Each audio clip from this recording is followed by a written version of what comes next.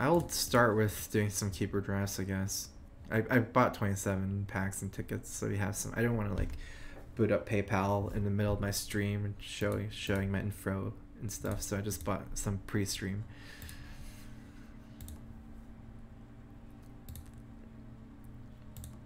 Alright, so, okay, so here is our first artifact draft. Luna is a great hero. Okay, so here's my experience on draft. Personally, I have not had like the best results in draft tournaments. I think there's been one and I did really bad. I played a lot of, like, blue is insanely powerful and constructed. The thing is, I kind of like, I think until now, like, I'm still learning, but I've been overvaluing blue in draft a lot, I think, because I've had a lot of success with blue and constructed. Luna is one of the best. I mean, for sure I'm drafting Luna, but I'm saying, and even I drafted, what's it called? Watching the tournaments, like the 10K draft tournament, 2 days ago or last week, I forgot when exactly, but red was like everywhere almost, and people almost always like opened like 2 to 3 red heroes. It's just like the nature of draft. Blue's often based on more synergy stuff, whereas red is just strong heroes, strong minions. And having like opening blue heroes can really cost you a lot if they die early, and they die a lot early if they're lined up to a red hero. So it's not just that your unit dies early, it's that it snowballs the whole game a lot, because a hero kill is worth 5 gold, and 5 gold is enough to buy you a Stonehill cloak or 2 Traveler's cloaks almost. So basically it starts like it's very easy, and people draft Payday a lot, which is a black card that doubles your gold. Doubling nothing is nothing, obviously, but doubling, 5-10 gold, it can really get the game out of control. So blue heroes are a liability early. That doesn't mean I'm not drafting Luna, because it's one of the strongest blue heroes, and I don't have to play it. So there's 5 hero slots. You don't have to open Luna, even though there's a lot of incentive to open Luna because of the eclipse, but you can play her as your 4th or 5th hero, so it doesn't come in instantly.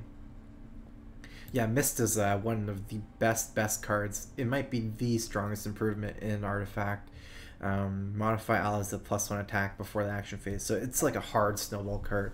And you start out 3 mana, so you can play Mist turn 1. The cool thing about Mist is it's very splashable in draft. Oftentimes you play 3 colors, 2 to 3 colors, because if you go to 3 colors, you have higher card quality. If you play 2 colors, you have more like colored playability, but you have lower card quality in your draft, which is almost always the case, in a draft format. So it's very easy to splash, because you can play Mists from a green hero in any lane to any other lane. So you lose a lot of, like, it's basically the nuts. So yeah, we're starting with these two. It's so far really good. And Trench is one of the better green heroes. The way it works is if you take a hero, I want to explain a lot just because most people don't know what's going on at all, but if you take any hero in a pack, you cannot take another one, so that's why it's grayed out. Juicebox EDM, thanks for the sub, welcome. Here's a Crowfist. Oh, let me, our artifact is above our, there we go, for the subs. It's like in the background. Okay, anyways, let's see here. Hipfire. So I usually like to keep my options open as far as color goes, and even though you really want red heroes just because they're very powerful, you don't necessarily need a lot of red cards like this, because red cards are mostly bad. And it's okay to run like predominantly like other color cards, but still run like 1 or 2 red heroes. I don't know if you want to go too far with it, because you can run into problems going too far in it, but you can certainly skip out. Hipfire is a great black card. Personally, I like these 2 cards as well, and since we're already blue pretty much for sure, I think Hipfire is the stronger card individually than either Tower Barrage or Foresight, but these are 2 good blue cards. Or green almost for sure, but this is just whatever. It's like Innervate, but it's surprisingly it's much less powerful in Artifact than in other games like Hearthstone, the Innervate effects. Because you can interrupt it and things like that, right? Because in Artifact, it's like you take 1 move, your opponent takes 1 move. So say you ramp and they silence your hero or they kill your hero, there's a lot of interaction like that where you can't just innervate and play something immediately, kind of. So that, kind of ruins it a lot.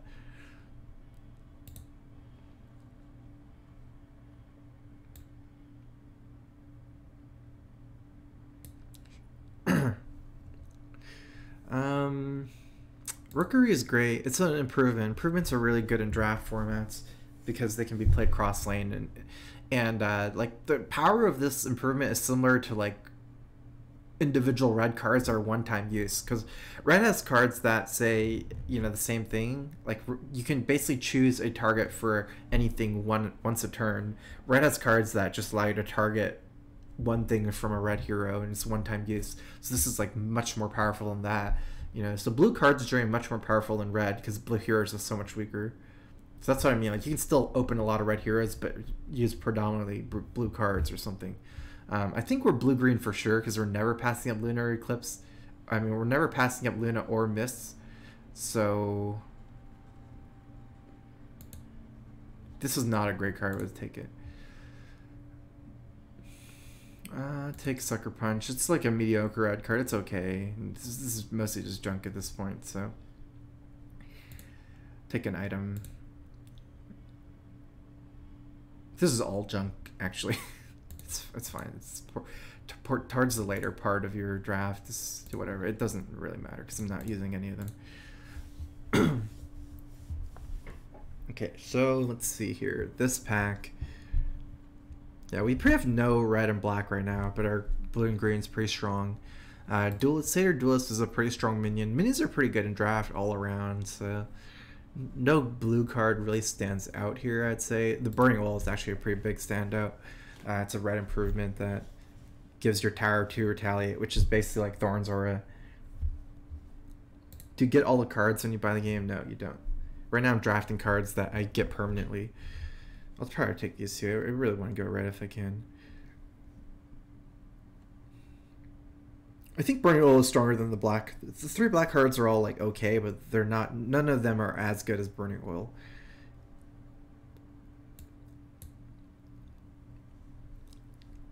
Let's see here. No red, black stands out. These two are both pretty standout. Steel Strength is actually pretty. There's a really good card for green. My green blue looks pretty strong right now. Mostly another junk pack. Assassin Princess is pretty good, I would say. Every other card here is pretty junk. Winter Wyvern is not a very good hero, so I'll just pass it up. The problem with drafting heroes, even if you kind of want to go black for the color, is that once you pick a hero, you cannot pick another hero for this pack, so I might lose a very good hero later on, which is unlikely, but this is just complete, it's really whatever. So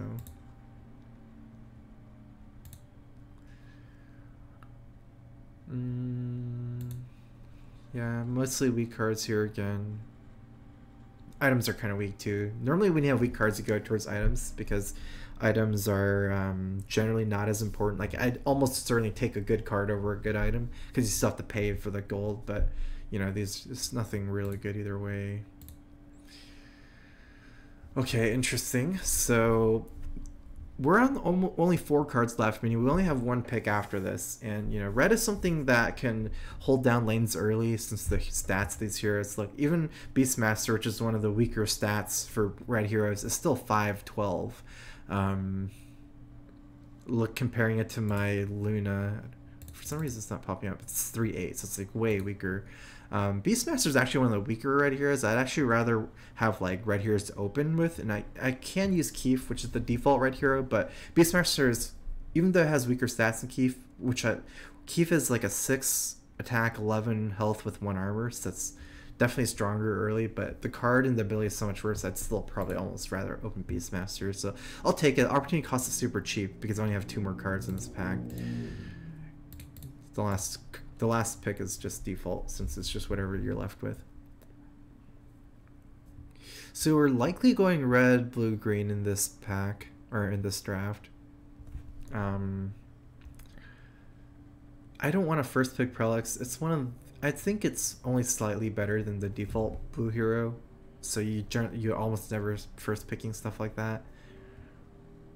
As we get deeper and deeper into drafts, like say we're in pack 3 of 5, 4 of 5, we actually want to start looking at how many red, like it's not just, for red, blue, green, we want to see, we're 2 blue, 2 green, 1 red. We need to make these decisions because it matters for your card ratios and your splashability a lot. Right now it's still kind of just open to everything. Tower Barrage probably the best card in this pack. Actually, these are both good.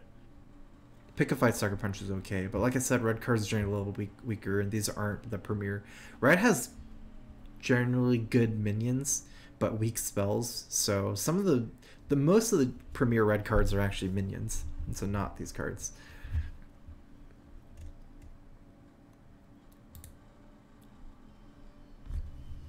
Yeah, this is a red minion, and it's actually only mediocre as well. It's not great. I'll take these two though. Unless I want to take Arcane Assault, which is like a cycle for blue, which is it's okay. This card is insane constructed. You see a lot more initiative mini games because you have very strong board clears and things like that where you're really fighting for initiative. And draft is very rare that these cards that say get initiative matter that much. It doesn't matter too much. So BC Duo, thanks for the sub. Welcome. Skyrath is a mediocre blue hero. It's actually quite a bit better than the default one, I'd say, but quite a bit weaker than this. Right now, we're still looking for another strong opening hero because we don't want to open too many blue heroes. I think we definitely pass it up. Another Hipfire. I think now we don't want to go black, even though Hipfire Assassins is two good black cards. We have Beastmaster already, and we're definitely not passing our blue-green at this point. Because our blue-green is just way stronger than our black and red. So, and I've never personally tried 4 colors, but I've actually kind of seen it work okay. 3 foresights. 3 foresights means that I probably want 2 blue heroes to be able to play them in multiple lanes just so I can use my mana.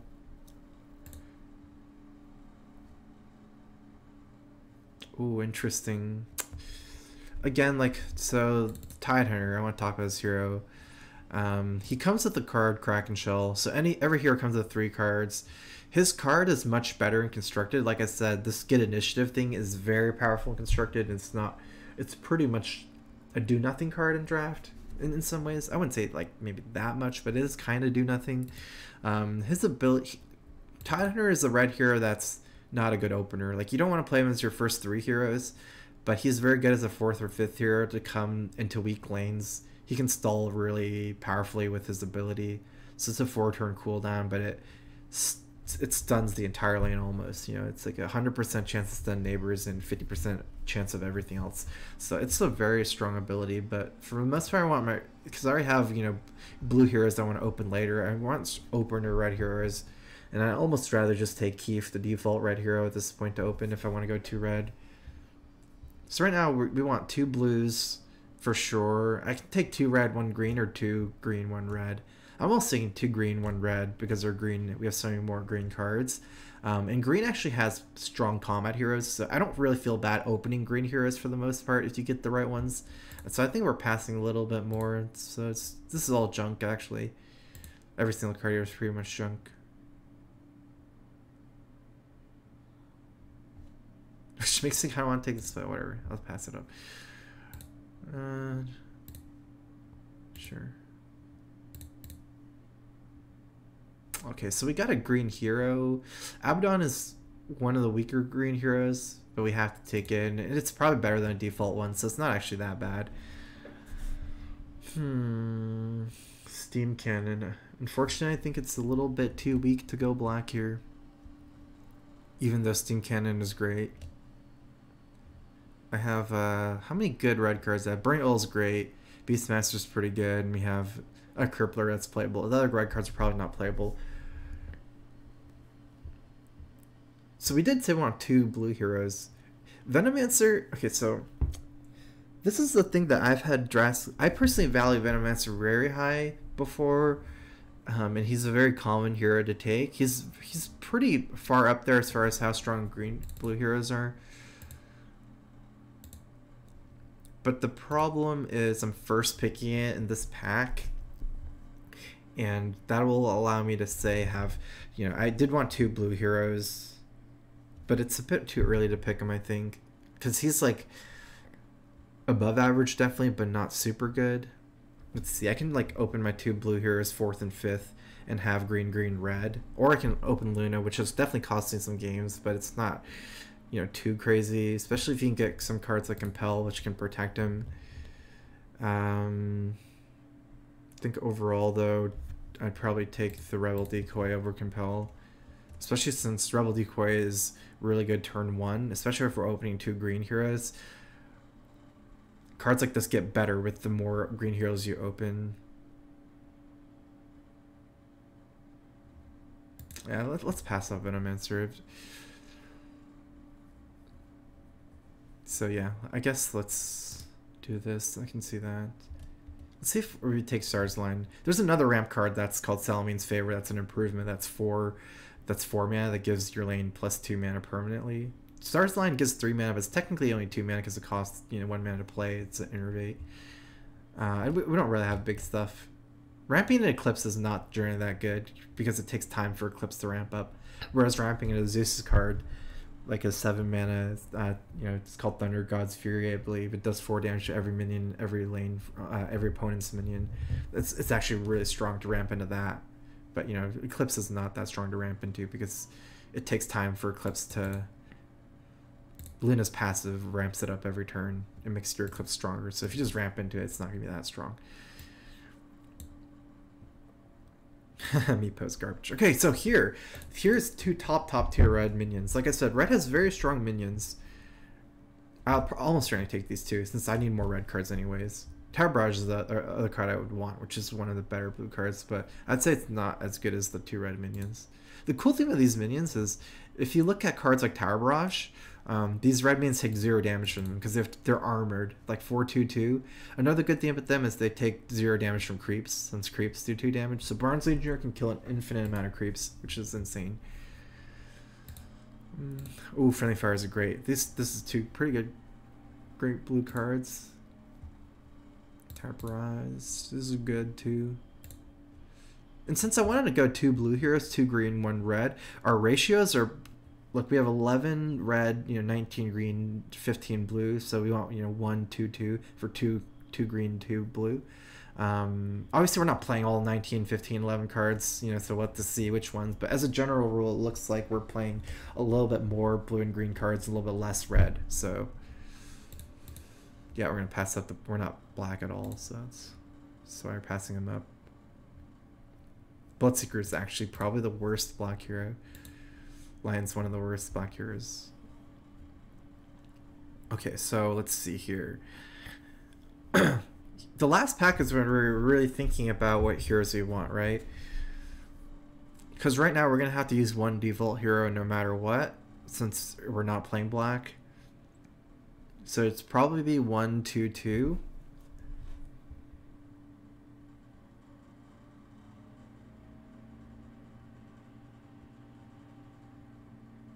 Default heroes for the most part are pretty all the same. Like the default blue hero, red hero, green hero, black hero are all pretty similar in power levels. It's not like one. I think the black default hero is probably the best out of the default heroes, but it's not by a large margin. So yeah, I guess I'll leave my option open, but Dimensional Portal summons 3 melee creeps. It's actually one of the reasons to play blue, and especially in draft since it's a common, I believe. You get a total of 6/12 stats, and since it goes wide, it does face damage very well, blocks late game, like blocks chump blockers very well. It's one of the best blue cards. I'm basically trying to think if I want to take Ursa. I think we're only using one red hero, right? So we're not taking Ursa, and Ursa's like kind of whatever. It's not one of the best red heroes either. I think I'll take the Instigator as my Helm of the Dominator. It's a very strong item, even though it's expensive. It's one of the better items, and this is kind of whatever. It's a good minion, but it's not great. It's kind of whatever too. I call a lot of cards whatever. I guess it's just because most cards are average. It's kind of average.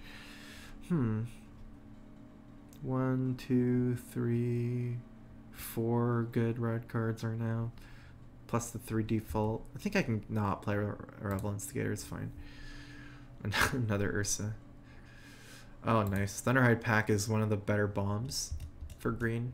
It's actually the 2nd best bomb, I believe, after Emissary of the Quorum for 8 mana. So it costs a lot of mana, but it does some work. It's a 14/14, which is huge, and it has Siege, which means that even if it's blocked, it does 6 damage to the tower.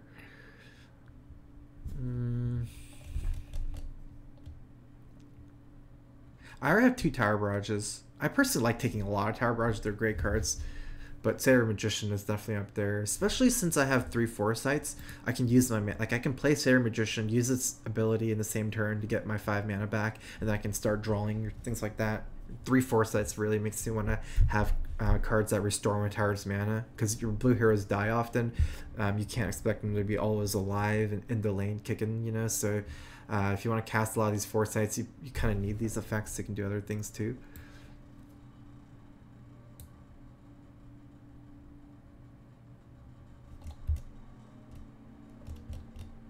Okay. Another Foresight. This is a good constructor card. I think it's a little bit weaker in draft. It's not a good card if you're only running 1 red hero. Because oftentimes, like, say you're running 3 red heroes, you're opening 1 each lane. If you have smash defenses, you can kind of... Because red heroes are very hard to kill, so they can kind of be sturdy in that lane. If you have 3 red heroes you're opening and smash defenses, it's very hard for anyone to get improvements on you, especially if you're running, like, 3 or 2 copies in Constructed. But, yeah, this is not really the type of game we want for that. Blue cards here are pretty weak, so I'll probably take an item, one of the better items. Rookery, a second Rookery. Everything else is whatever. We're almost done with this draft. It looks like we don't get a second hero. And since I think we still want 2 green heroes, then I'll pretty much run Beastmaster, Abaddon, a default green hero, Luna, and default blue hero. I'd still rather do that than running 2 reds with Timbersaw, which is basically... Timbersaw is not a good hero anyways. Unless we get lucky. Oh, interesting. Madzi is actually pretty decent. I wonder if this allows me to change up my color ratios. I'm not sure. Let's check it out.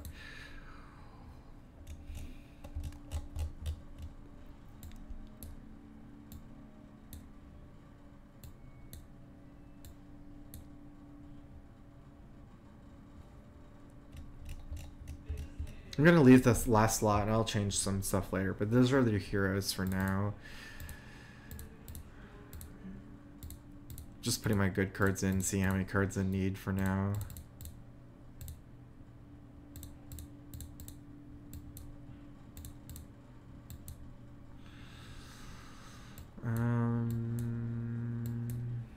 Okay, so 38 cards. Okay, so basically a hero will bring that to 41 cards, right? And we need at least 4. Usually 4 cards is what you're aiming for, unless you have some weird reasons to run more, which is almost never. Your sub overlay is blocking the draft. Okay, let's see. We can move this here for now.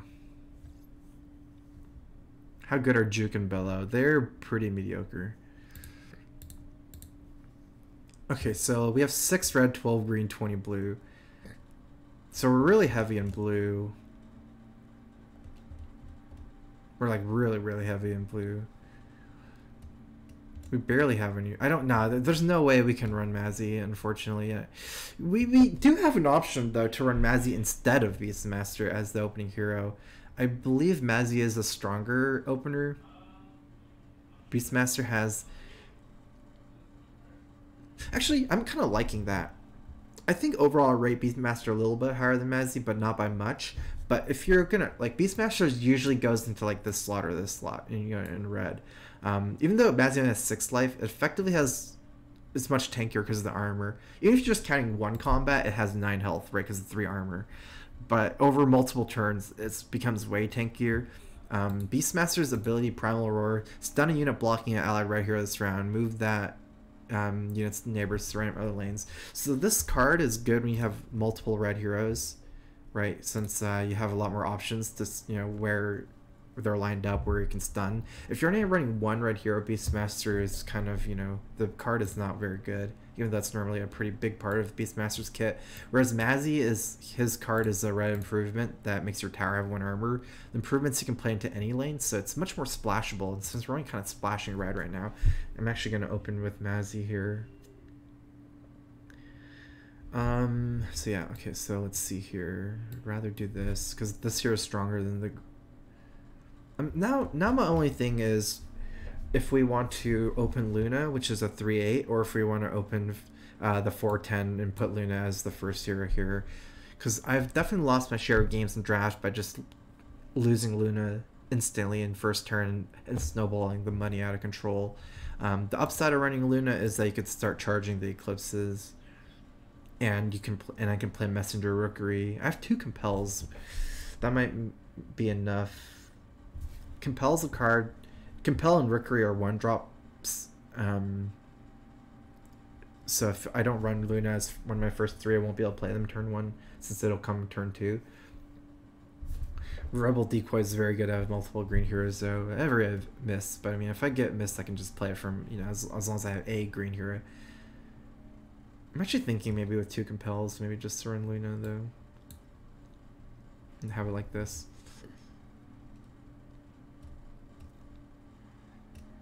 One, 2, 3. Wow, red is so weak.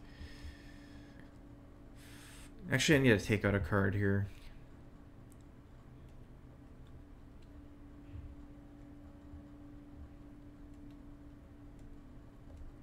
I'm going to take out 1 Foresight. Well, it's one of the better blue cards on average. 4 is a lot, even for 2 blue heroes, and I don't really want to take out anything else, I think. But yeah, hopefully our blue-green will be strong enough to play cards without affecting us too much, and Mazzy can be a strong combat hero in one lane. We need to do items now. You're almost always using 3 Traveler's Cloaks. So the default items are Traveler's Cloaks, Short Swords, Leather Armor. In draft, you're almost always using Traveler's Cloaks just because they're really good. And they're always there, so you know there's almost never a reason for you not to run them.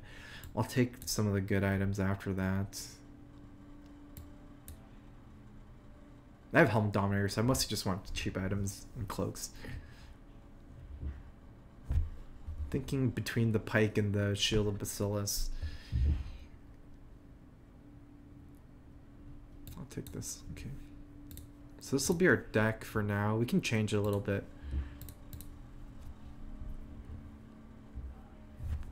Move camera, please.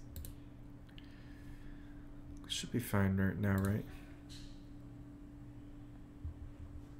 I'm trying to think if anything we want to do with different orders. But for the most part, this looks fine. Okay. Okay, let's get into some games. Draft is definitely against real people.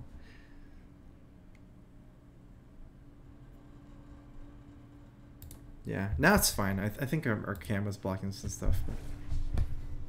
But Reynad. Maybe move this back and see what it blocks. Let me check in game and see what it blocks. I believe that should be a good location. It is pretty far on this side. Okay, so let's see. Blue, green. I'm not blue. Black, green, with default Lich. Lich is the best black hero, but 2 Debbies are kind of weak. Enchantress is pretty good, and this is kind of weird. So his draft is not insane as far as his heroes go. This lane is looking bad for us just because the Enchantress's ability to regeneration wins him this lane automatically for now. I definitely need some help before this lane starts getting better for me. I'm trying to look at everything. Oh, wow. Actually lined up so I lose my Mazzy here. It's actually bad for me. Oh, wow. This is super bad. It's definitely a good lineup for him. I lose both of these heroes, and I have nothing to really, you know, change that. One thing I can do, at least, to make it a little bit more optimal here, is I can play the Rookery in lane 3 and then direct my creep to his guy, because right now, since it'll at least make the trade, right? We're going to hold the oils until later. So oil gives your tower to retaliate. It's so cheap, and we're not sure where we want to use it yet.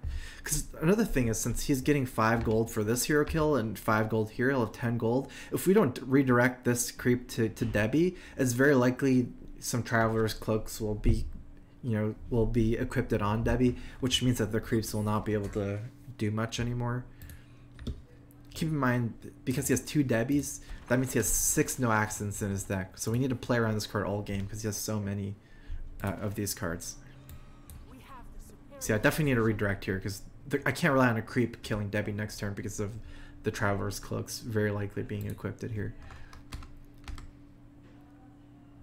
I need to think about where I want to place my green hero next turn. We'll be able to see where the creeps spawn, so we don't have to make up our mind right now. At least we also get 10 gold. But I mean, I wouldn't say it's a victory because, yeah, because our red is supposed to be stronger than his black hero, and it died.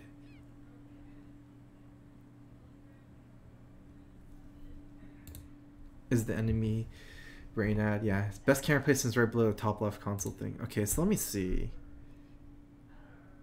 I'm definitely willing to change up my overlay right now because it's, you know, it's different. You mean like right here? That is pretty good. I agree with that. Where should I put my event listing? Is that good? Maybe here, just everything on the left is better. What did he do? He played a Disciple. Okay, interesting. It's a very early. This card's usually kind of a bloodlust effect. It has a very strong ability because it makes other allies have 2 attack and 2 armor. But you know, usually if you're fighting in the lane, the -2 armor can mean that you lose a lot of your stuff. But yeah. So we'll see. That means I'm almost certainly moving my second deployment here because I can't let this go, right? If only I had enough for Ring of Trash would mean that basically my Abaddon never dies to Enchantress. I think I'll take a cloak at least. There's almost no point. Let's see. So it's 5-9 here. My guy is 10. I actually think I'm just holding and saving my money because since even if he puts his Lich in lane 3, since I already have a Messenger Rookery, there's almost no point in having the Assassin's whatever item. That basically allows you to point your guy into another guy. So I don't see why that matters for this. I wanted to get some health for my Abaddon because he likely buys a short sword or some item that will allow his Enchantress to one-shot my Abaddon. It's very close. He only needs 1 more damage for that.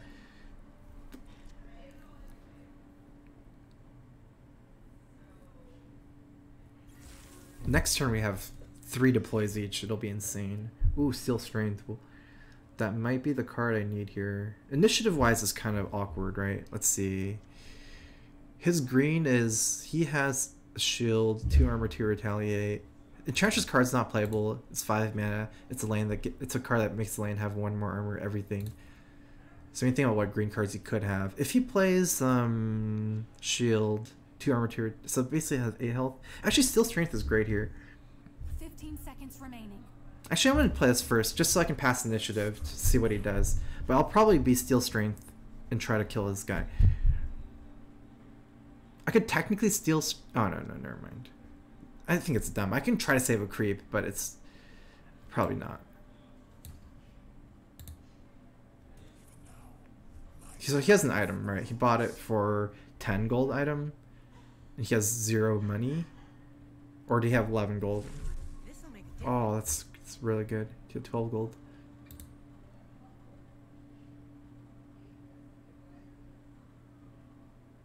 That basically, this item is very... It's very good at sustaining your lane, so 6 regeneration happens every turn. I'm pretty much not going to be able to get through this Enchantress. I can still stall out this lane with cards like Selfish Cleric against creeps, but as far as like getting through this lane, it's not looking like it's happening anytime soon until I bust this lane with something like Eclipse where I can kill it instantly.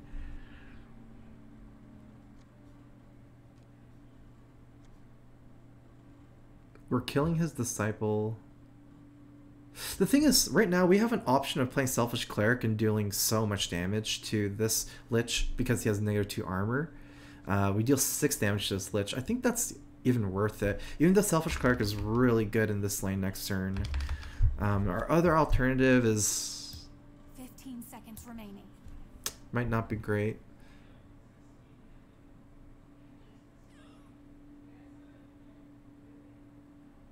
seconds Yeah, remaining. okay, I'm actually gonna just play 3. the Prowler here and save the Cleric for next lane. These will protect each other. They both give each other 1 armor. Even though it's kind of weird that this guy has 4 attack with the Disciple. It's fine. If this was like 3 attack, I could have put this Cleric. Oh wait, I think we messed up. I didn't realize. Okay, I think I could have played this a little bit better. Maybe if I played... I'm not even sure. I think if I played Cleric here, it'd get 1 armor from this guy, so it wouldn't die and it would heal, and I could have just pointed at the Lich, or even just kill a creep for free.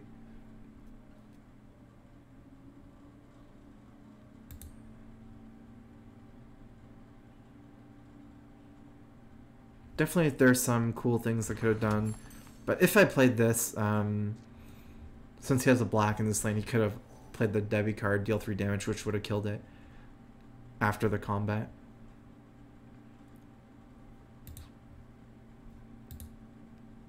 This is kind of weird. Too bad like this is blocking our item deck right now, Helm of the Dominator. Now we can't buy anything this turn. 15 seconds remaining. I'll take a card. Because the cards, my blue cards are so strong, I don't even have Eclipse yet.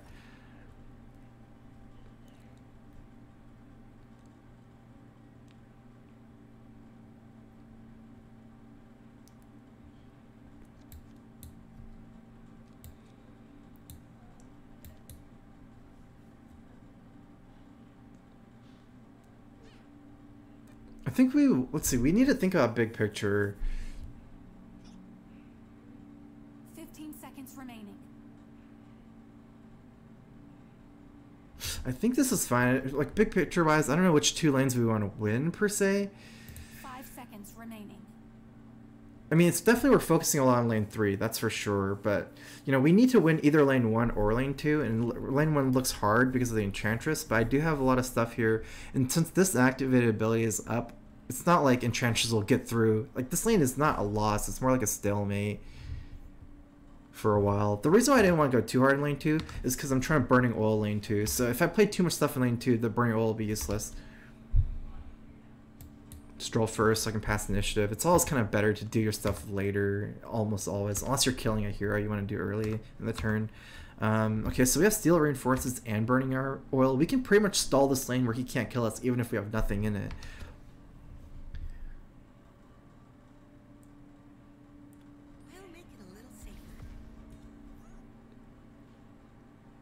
That's making all his creeps beat my creeps. But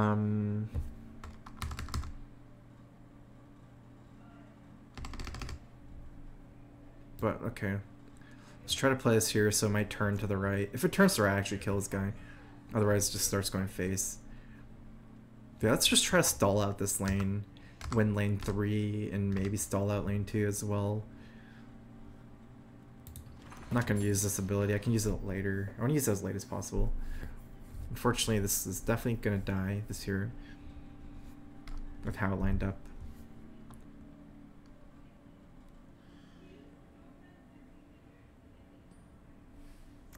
Ready to prove myself. We're taking 10 here this turn, To have friends in Rev 10. but hopefully these Steel and Reinforcements and Burning Oil will save it. I think I'm going to have to play both of them. I have you now. He has no items, right? So Debbie's definitely losing here. Since this has 4 armor, No Accident won't be able to deal any damage to Mazzy, which is cool. So he can't actually, you know, kill it, even though it's at 1 health. Anyways, I'm going to burn oil here so I can have mana just in case I want to do something big. But I'm almost certainly going to steal reinforcements as well. And then I have 1 redirect. I want to do Messenger Recruit towards the later part of my turn, if I'm going to do it at all, right? Because it might get messed up, so... Eclipse will be at 4 charges next turn. See if we can set up anything. If we Eclipse turn 6, because Lich has Chain Frost, which is a very powerful AoE card, kind of, in a lane. If we kill Lich turn 6, we don't have to worry about getting Chain Frost at turn 7 here. So we might want to set up for an Eclipse next turn, kill as many things as I can here, and then Eclipse next turn. That'll win us this lane. Steel Reinforcements will stall out lane 2, while actually even killing some of his stuff, which is cool. I hope this armor's enough. It's almost looking like it's not enough.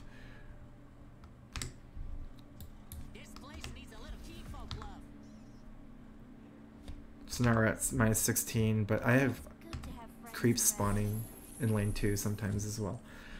Okay, so I believe that's all he's doing this turn. See if we want to redirect any attacks here. I don't think so.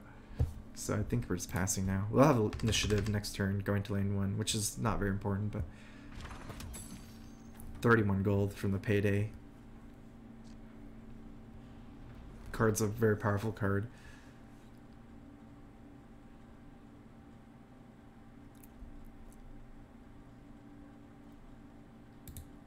Okay, so I'm immediately looking at Shield of Aquila. This is in the random shop. It's not in my deck, but there's a new card that comes up in the random shop 15 once a seconds turn. remaining. I'm thinking I can use it to stall out lane 1 because it gives a lot of armor to my Abaddon, which means that it'll take almost 0 damage from the Enchantress, and it'll give the side minions here 2 and 3 armor. Since he already has Verdant Refugee, my creeps are losing to his creeps right now, since my creeps are only doing 1 damage to his creeps and they have regen. But what it allows me to do is stall this lane. So I'm thinking about initiative. I think I just equip the item first, so I don't have to commit here. This is really cool because I can play Satyr Duelist next to this guy and have 3 armor, pretty much taking no damage ever. Oh, this is actually really cool because he has Chain Frost, which does wait, let me pull it up for you guys. But basically the card Chain Frost deals 3 damage to a unit, repeats 7 times. It kind of like change back and forth. If I have 2 and 3 armor, he actually cannot use Chain Frost to break through lane 1 because, you know, they're taking no damage. Which should be Blessing, I think. Oh, Blessing lane 2, so that means that my Burning Oil is countered at least somewhat, and he's probably going to be able to kill his tower before the oil kills everything. And, you know, maybe I draw second Steel Reinforcement, but for the most part it's looking like I'll probably lose that. But this is cool. This actually allows us to win lane 1, right? Because this will grow every turn +2. Eventually I'll just punch their creep and one-shot him. Let's see here. We can heal this to full, give it damage immunity. That'll heal us back up to 9. Otherwise, if he has initiative and Chain Frost, he might be able... This will have 3 health. I'm thinking if it's... Yeah, I don't think I want to risk it. That's such a bad Chain Frost right there, though. 15 seconds remaining. Oh well, let's do it. I think there's not too much of a downside. Because we're not taking damage fast enough that... You know, we might as well heal every 2 turns almost in some ways. Shop deed. Okay, so shop deed, golden ticket. Those are the 2 items he bought with his bank. So now all his secret shop items are free. And he has a random item. That's a random, completely random item, golden ticket. It costs 9 gold, I believe. It gives a completely random item. He can equip that right now into lane 1, so we're thinking about. We're actually playing a bit slow here, it seems, because we're talking about everything. If it was tournament timer, we'd be dead with the way we're playing. We'd have to play much faster. So yeah, let's see. I really want to get down the Troll Soothsayer this turn. But we need, like, if we do this, we basically need initiative going to turn 7 for the Eclipse. Otherwise, Chain Frost will wipe this board out. Or, not, maybe not wipe it out, but it'll do some work, which I don't think I want to happen. And he has an item here that might heal his Lich. I don't know what it is, but Eclipse deals enough to clear this board out and kill his tower immediately. And since his Lich is killing my Luna, right, -4, and I have no items to save Luna, I think I just give up to Troll this turn, because obviously you want to play Troll as early as possible because it draws, but let's clear this board out.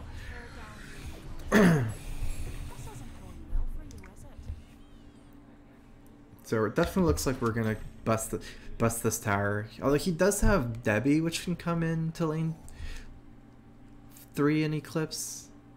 This is something to think about. Cards are worth a lot right now. How much armor does Luna have? 1? It's I think I take the potion. Need cards. Even though I really want to give Luna more health. And we have a blue hero here. Too bad.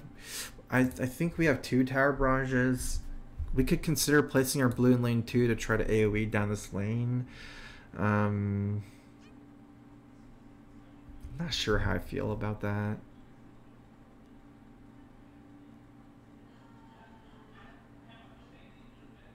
It's very risky. we can just give up lane 2. I think we try to win lane 1 and 3. Okay, so he has Chain Frost lane 2, Chain Frost lane 1 potentially. He's just basically giving up lane 3 at this point. I've given up lane 2. The big fight is going to be in lane 1. So these 3 minions are very not vulnerable, like very not Chain Frostable. But that doesn't mean that, you know, the other parts of my board is not Chain Frostable. He has initiative here. Let's see what he does. One of these items is from Shop Deed. One is from... So he has 2 random items, right? 2 Shop Deed items. Actually, 1 Shop Deed item and 1, you know, random item from Golden Ticket. So basically 2 random items.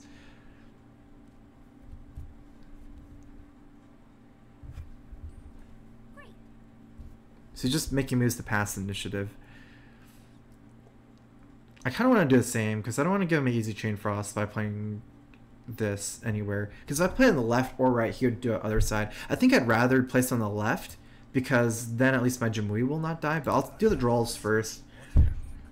Tower Barrage just pretty much would have been good in lane 2. Maybe we could have saved this with the tower. Not really. If I had 2, I could wipe out this whole lane, most of the stuff here, but I would need 2 Tower Barrages to do that.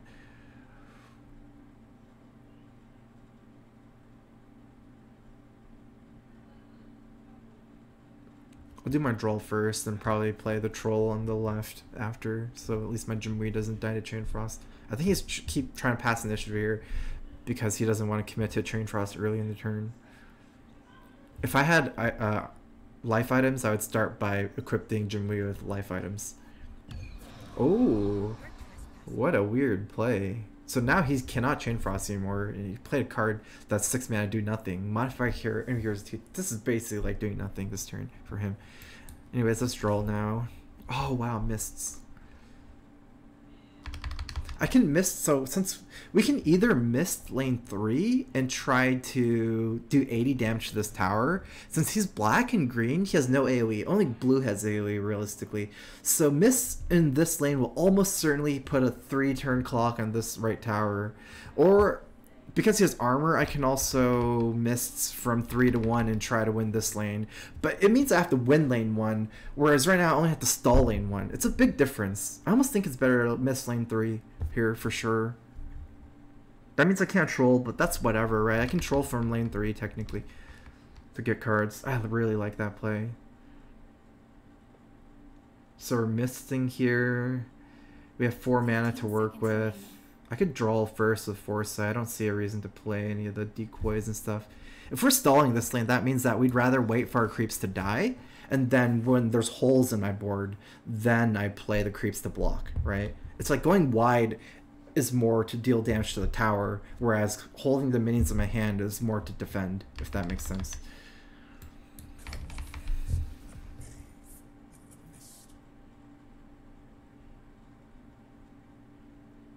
Wow, this Shield of Aquila hard carry this game. It's making his Chain Frost so bad.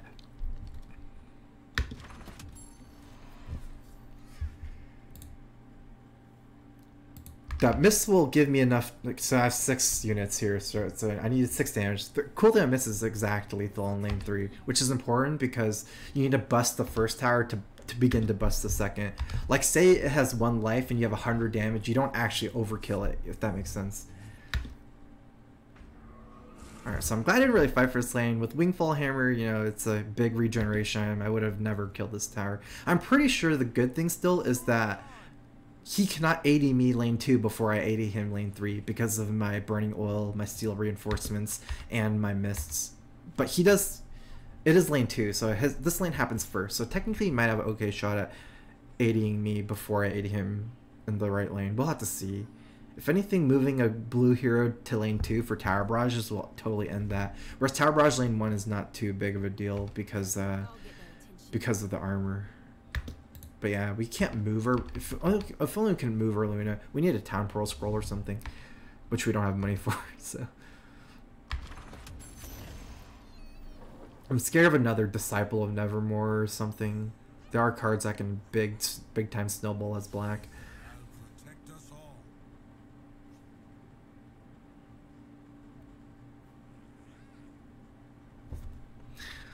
Troll or Foresight. This gives me 2 cards right away. Actually, Troll's better because I'm trying to AD this tower too.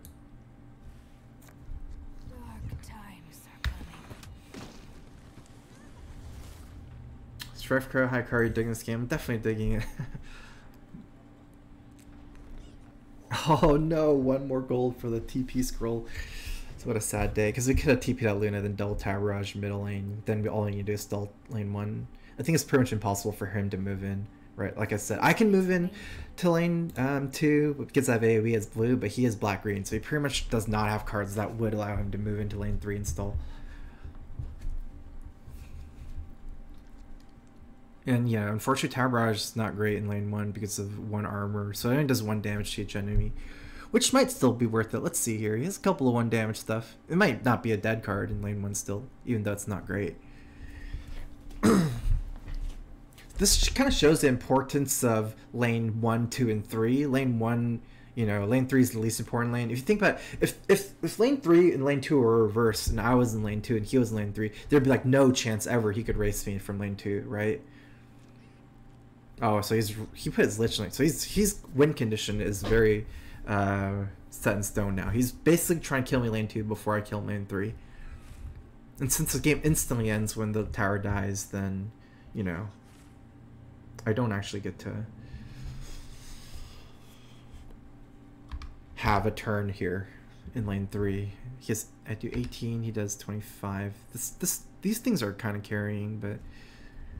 And he has 2 blockers. I'm sure I'll do much more damage than turn after.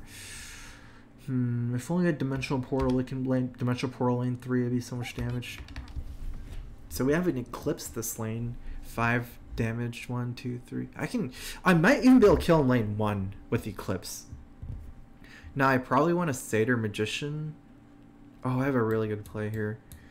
I'm gonna actually try killing lane 1 before he kills me in lane 2 as a side win condition. So what I can do is Tower Barrage, then Satyr Magician, then get my mana back, then Eclipse. Order-wise, I'd rather Magician first. 15 seconds remaining. Allow me to beguile your senses. This gives him a chance to play another minion for Tower Barrage if he plays minions at 5 mana. Because, you know, the more minions he plays, the better Tower Barrage gets. So there's no reason for me to Tower Barrage instantly in the turn. I just need a Tower Barrage before the Eclipse, because Eclipse will waste a lot of damage on stuff that Tower Barrage could kill. Unfortunately, I can't Tower Barrage lane 2, because, like I said, I just cannot get my stuff in that lane. Kill 2 creeps at least. I killed 1, he healed the creep. I guess it still does something. Because creeps going from... because it does 3 damage each, right? So these creeps having 3 instead of 4 is still a break point. Oh, he's going hard on that. Oops, what happened? I was trying to click this. This actually doesn't matter. The cool thing on Eclipse is piercing damage. So the fact that he gave 3 armor to this is actually useless. Like, the armor is actually irrelevant against the Eclipse. Whereas the armor is very good against Tower Barrage. Another thing that's like kind of prioritizes is see, like if I had Luna lane 1, Eclipse would have had 6 charge. Like lane 3 is a fair bit amount weaker than lane 1 in this type of game. It's just the nature of it. Let's get lucky here. It's pretty good. Too bad I didn't kill this, because this is the one where a Pokryphic Shield. If it killed this, I only needed 1, it could have, you know, pushed this 4 damage to the face. Right now he's killing my minion for free. But the good thing is I got through this lane, so... Actually, I can shield here. Ooh. I actually don't think that this shield will allow me to get through because of armor. But it'll save it. Because it's a separate source. Like, even though it says -1, it's not actually going to go up to... The tier tally is going to do 0 damage. But, I mean, I have nothing else to use my shield on that's relevant anyways, so I might as well save my cleric, even though it's not going to kill his guy. And I can consider using this as well. It's whatever. Let's think about it for Chain Frost if I want to use this. It'll be 9 health. There's no way Chain Frost can kill it, so I'm just going to pass on it. So yeah, this is our win condition now. We're trying to kill in lane 1 now before we kill... I mean, we'll definitely kill him if we kill lane 1 next turn in the first... You know, immediately. There's no way he would ever kill us lane 2, right? because he's not killing us this turn lane 2. So we have a very good shot. At Strifcro purges creep. Oh, I didn't realize I could do that. But that doesn't seem like it'd be good if I purge this creep. Yeah, I mean, what? There's no point in doing that, right? Okay, I kind of expected him to do this. A common thing with Lich is to kill a hero so you can use it as a teleport scroll. Unfortunately for him, it might be too late. This means that he is only 17 because he killed his Riley, which is his big damage onto this tower. Riley does 9 damage to tower, so it looks like bad for him, right? He might not even beat me lane 2 compared to lane 3. Like, I might even kill him here before he kills me lane 2. Not to mention, I'll probably kill him lane 1 even. But yeah, there's no way a shield would have done anything, because it also gives the creep 2 armor and 2 retaliate. This thing only has shield. There's no point in, you know, shielding this creep. Wow, it's 3 paydays. I hope he doesn't get Vesture of the Tyrant, which is a item that he can equip this hero that gives his tower 3 health. Vesture can completely stall out the game for him.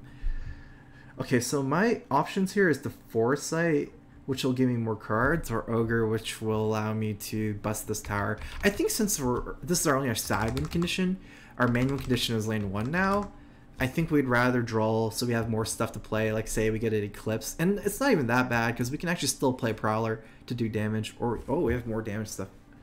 Wow, Steel Reinforcements. That's so tempting. So this adds a couple damage, this adds a couple damage, and the Mist Snowball. But Steel Reinforcements means that he literally cannot kill me lane 2 anymore almost. And even if he comes back with Riley 2 turns later and wins lane 1, I'll still kill him in lane 3. This is like a checkmate play. I really like Steel Reinforcements here, because if he has Vesture the Tyrant lane 1, he might be able to stall out. And then he won't be able to kill me lane 1 or lane 2. Vesture only stalls out lane 1, doesn't win him the lane, whereas lane 2 is just not taking almost any damage anymore. 1 minute until Oh wow, my time is almost gone. Streaming is so slow compared to just normal play. Okay, so let's see here. I might just want to take another armor item for Chain Frost. Take a cloak. I think cloak on Luna makes more sense than healing it if I want it. Or, you know, whatever, cloak in Jimwee makes more sense than healing it.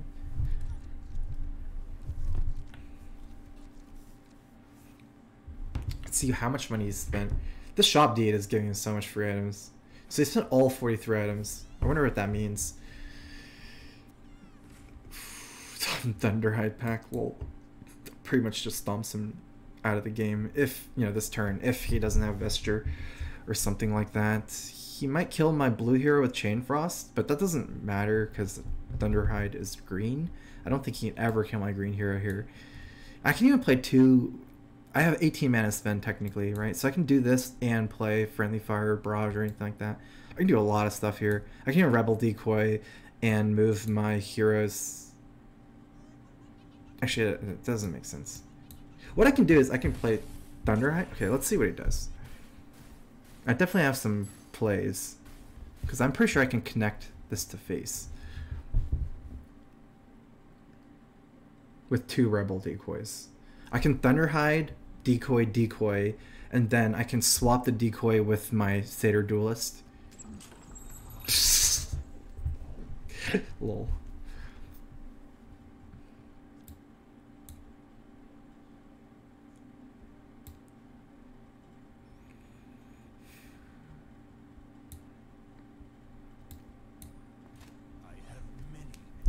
I'm just gonna equip the items first before playing my stuff. I'm pretty sure I can kill him this turn.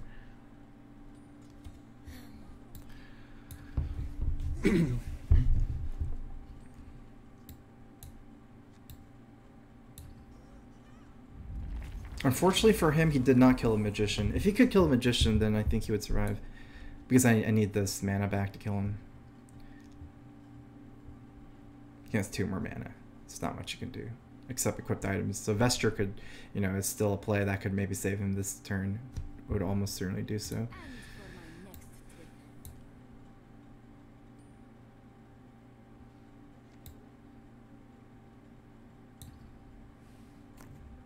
give my life. This is just to fill out the board, right? Because you have to play stuff in front of things first. I can't just play stuff to the side. The point of this is so I can play Rebel Decoy here. I guess that's technically enough to kill him, but I was planning on swapping the decoy with the duelist so I can get the 9 to his face, but I mean, enough is enough, so.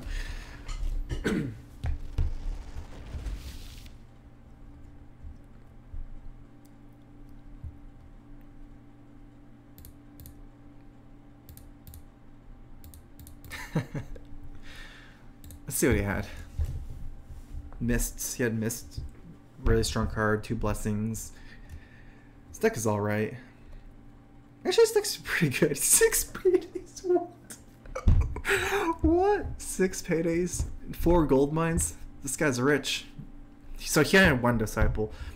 He used it pretty early. I think that's a mistake how he used disciple. Imagine if he discipled lane 2 instead of discipling turn 1 and lane 3, where, you know, I could just come in and kill it. If he discipled lane 2, he could have aided me there, like with this effect, well, after I give up the tower. Although I had Burning Oil, so Burning Oil plus minus humor might have stopped that. But yeah, the cards like this is like crazy if you have so many of them, because, you know, doubling, it's just the way doubling works, right? Like you pay multiple times, you start getting infinite gold. I guess the problem with this deck is, even though he had so much money, he doesn't have good items. So even if he has 100 gold, he has nothing to buy. That's kind of the problem with this deck.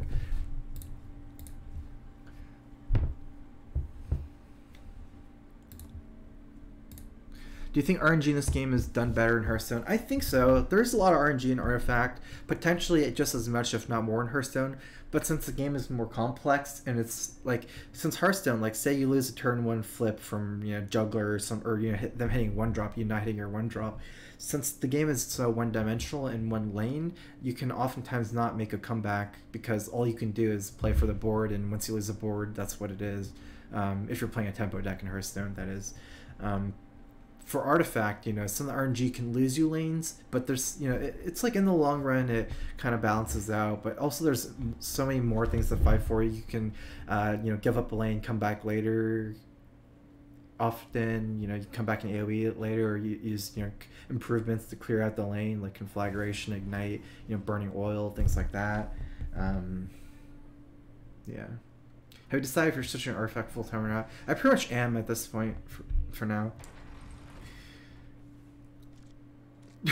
Dude, all blaming item RNG. Okay, so we have 6 paydays. I'm gonna try not to give him gold initially because, you know, like I said, doubling nothing is nothing. So we want to keep our heroes alive. Not that we have much of a choice. It's just mostly RNG, but you know, it is what it is. This is a good lineup for us. We have Mists, which is the best card in our whole deck. So unfortunately, our green is lane 3, so we can't miss turn. Well, we can miss turn 1, but it won't do anything turn 1. We'll get our first mist activation turn 2. Oh, I wanted to miss that. Now it's dead. Oh, okay. So misting into Mazzy's lane, because Mazzy versus Enchantress is a very slow fight. I guess it'll bust it in 2 turns. Let me see if he has gold. He has 3 gold this turn, I believe, because he kills a creep here. So 3 gold can buy him a 4 health item. So Mist will allow me to bust through here. I think misting, so we only have 1 creep in each lane, right? So it's not like a lane has multiple creeps. I like misting lane 2. Misting lane 3 is interesting because of the duelist next turn. You might get another minion later, but it's not great. I'd almost rather do it to Mazzy and just snowball. Because this red's not mobile. Another thing is when you have 2 blue, 2 green, 1 red, the red is like our weak color. It's not mobile in a sense. So all we can do is place minions, and all our red is minions, right? So it goes well with mists.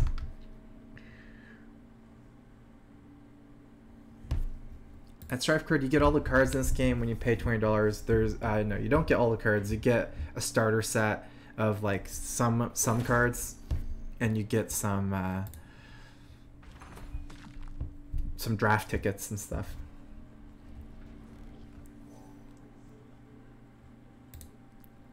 Interesting, I got 0 money. Oh, because this didn't line up against anything. This lined up against this. How do you get 3 gold when I only got 2? Oh, because he... Okay, never mind. He killed 2 creeps. That's very rare when a creep kills a creep. But because he no-axed his creep, lane 1 killed my creep. Okay, almost nearly here because we have mists, and then we can play the duelist this lane too, right? It's great. And snowball big time. Might get lucky on this. So Luna deals 1 piercing damage to random enemy every turn on his lane. So I have quite a, 2 good creeps I can just pop at the beginning, which is great. Reynad again, yeah. Only streamers and influencers are playing right now. That's true. It's kind of like a closed beta right now. Well, India is just lifted, but the player base is not exactly high right now. So it's actually probably harder to play drafts right now than in a couple of days because most people are pretty into the artifact that are playing right now, which is bad for us drafting. But obviously, for streamers, it's probably not it's not really what we care about.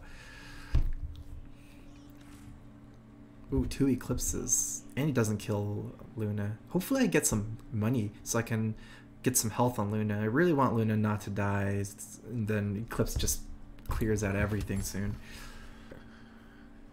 I'm doing a good job keeping his paydays down. So his 2 greens are not minions, right? So I have a pretty safe Satyr Duelist. It's very unlikely he can play a minion that can kill Satyr Duelist. Just to play safe, I'll probably play it on the left here, so it gets armor from this guy's passive, 1 armor for neighbors. Oh, that's not a very smart move, I think. It does delay. I guess it's not the worst play. I would have liked to see him do on lane 3 because he's gonna lose lane 2 anyways due to the mists and due to his Enchantress doing no damage. How do you get item? Oh, he has he has either a short sword or a cloak. I might play it here just to turn on Enchantress RNG wise.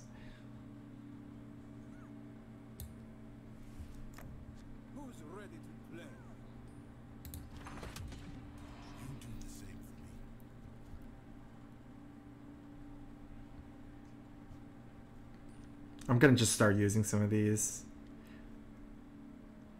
I forgot how many slays he has. I can save this with shield. If I double shield this creep, I technically kill his guy, which is risky because he has item. Let's just use it to save this. And that's all. I think we're not gonna go super hard on it. I almost think I'd rather just let these get low, like say this gets lower, than come in and eclipse everything lane turn 6, instead of just try to go all in and killing a minion, one of his heroes right away. It seems like his goal is to win lane 1 and 3 though. I really don't want both of my blue heroes in 1 lane. This Luna is looking very, very vulnerable. I really wanted to get 3 gold that turn so I can armor health him up, but I'm pretty much want 1 here, 1 here. This kind of lines up against this guy, which will make me lose him. But in a way, it's almost better for me to do that, to lose him so I can come back and eclipse. If I leave him in lane 2 and I don't get a TP, then the problem is, sometimes you actually just rather lose your hero so you can redeploy it later. I just don't want to put everything in lane 2 then end up losing lane 1 and 3 without TP scrolls. But yeah, we're going to see what to do. I want to try to save at least one of my blue heroes this round.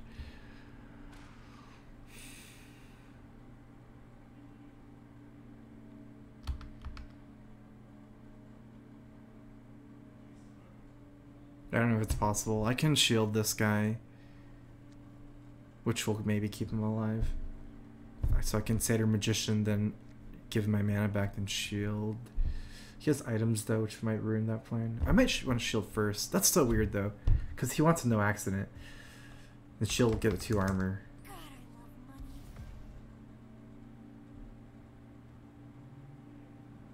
There's no way I can keep Luna alive, unfortunately, because this is lined up here. Even if I say a Magician to,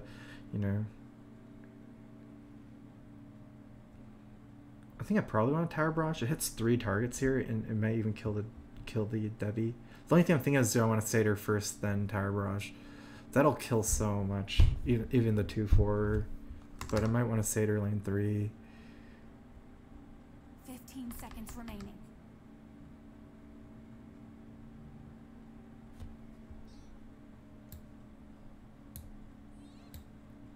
seconds remaining. I'm gonna do it lane 2. I want some initiative plays lane 3, so I figure that it's too slow for me to Satyr, then give all my mana back, then, you know, whatever. I just wanna... My cause is just. My blade is. Because I just want to immediately fix shield on Jimwee at the beginning of the turn. I think Satyr would be too slow.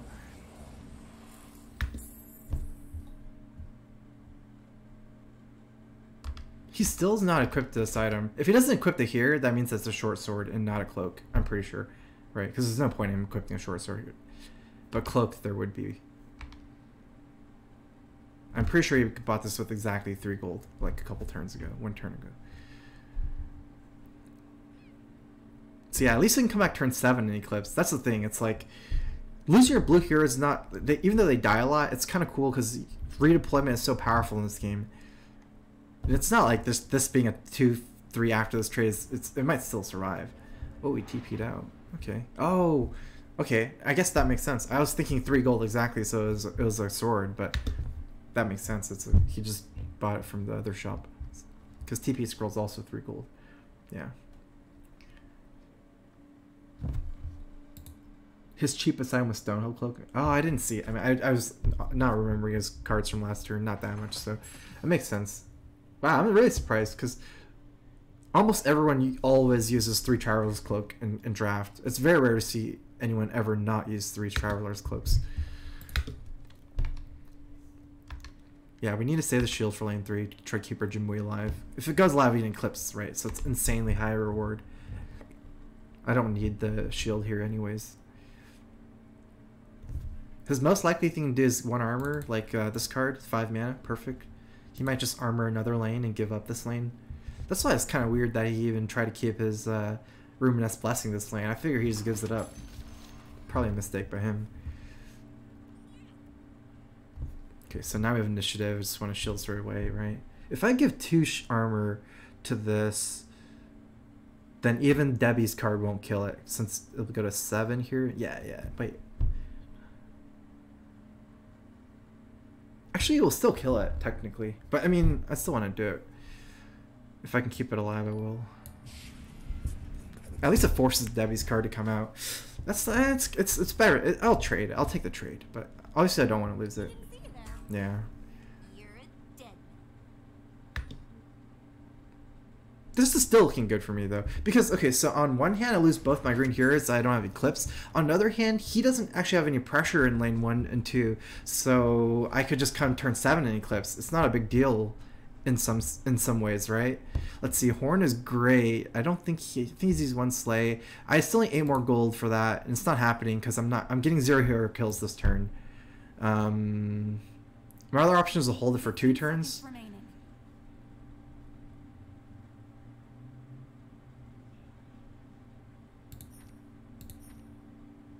5 seconds remaining. 3, 2, 1. I'm just gonna take. I really don't want to pass Potion Knowledge. My blue cards are so powerful in the late game, like 30 clips. There's a card that makes 2 cards fight. I forgot what it's called. I have 2 of those, I believe, or 1 of those.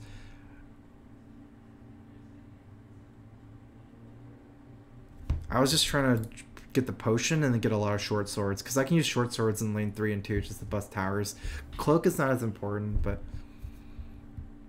I was mostly trying to cycle for a bunch of short swords. 2 creeps in this lane is kind of bad. I wish creeps spawned somewhere else, like 2 and 3, because Abaddon kill creep for free. Creeps here ruin my Eclipse potentially in lane 1 for next turn. I obviously can't do anything this lane because I don't have a hero. If I don't care about initiative, I might as well use my Potion Knowledge first. Since lane 2, I'm for sure going to be casting either Steel Reinforcements or Dimensional Portal. Yeah, I guess I can't do that. I have no blue. I'm definitely going to cast like one of my red cards, so I might as well give up the initiative. I'm willing to die for my belief. Are you?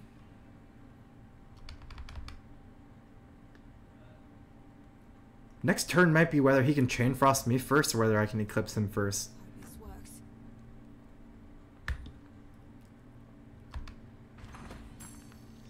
works. Again, it's looking similar to last game. One thing we can do is I can just... Oh, Overconscript is so good because I can 80 this tower. Overconscript, and plus this is growing every turn. And I have mists, right? And all I need to do is stall lane 1 and 3 now. And since he's black and green, he has really no AoE to clear out lanes. I guess he can Chain Frost, but still, Mazzy is such a good Chain Frost blocker. I actually want to Ogre here. 15 It seconds. matters a lot for Chain Frost. Actually, I'm not even sure because it has 2 armors. This guy basically blocks Chain Frost. He probably want to Chain Frost this guy, but still, like, Mazzy's totally blocking Chain Frost. I might want to use some of my items here to block Chain Frost. I think I'll do this to block Chain Frost.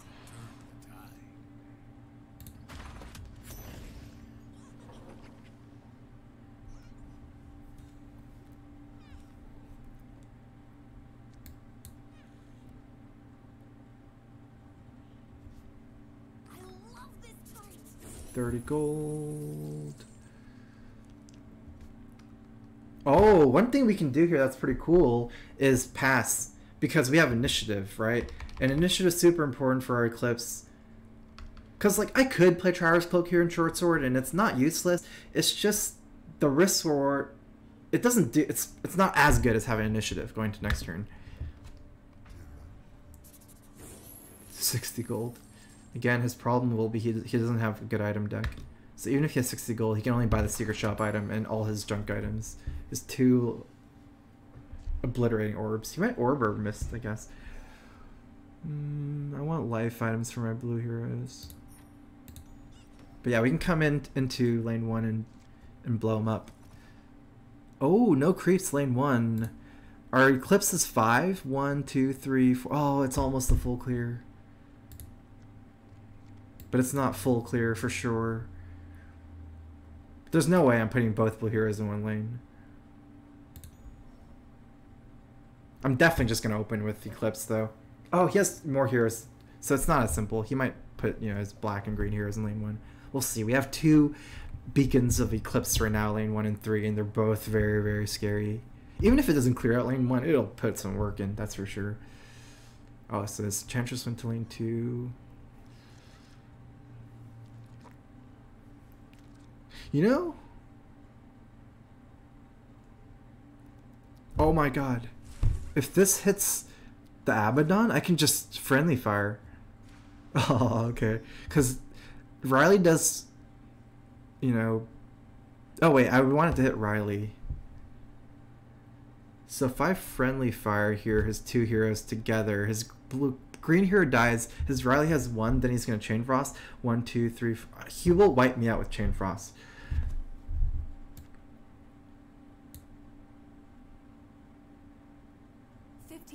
Remaining.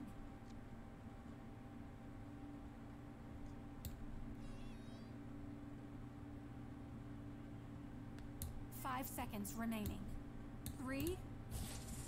I think I'm gonna lose lane 1.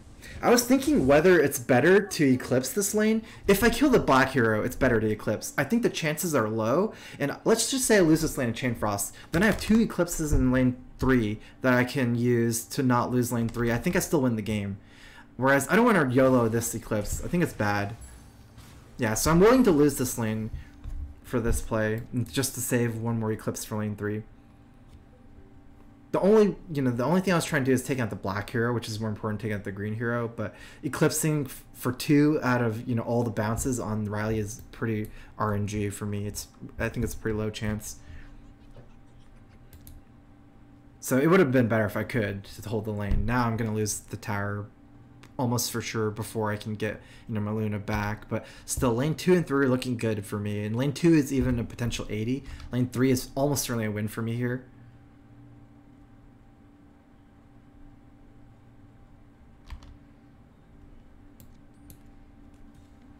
Time to do some dirt.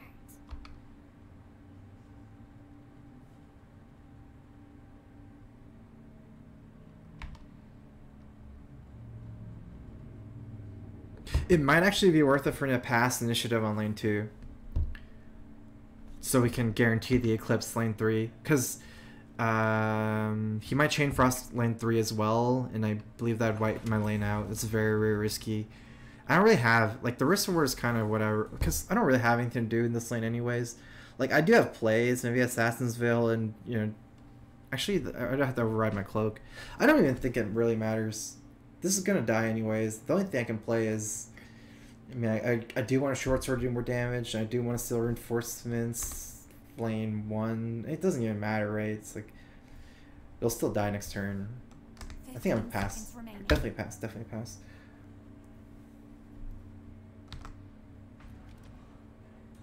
Oh, Helm of the Dominator is gonna steal my creep.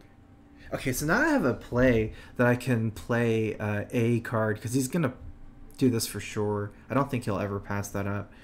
Right, so let's see. This is 8, 2 health.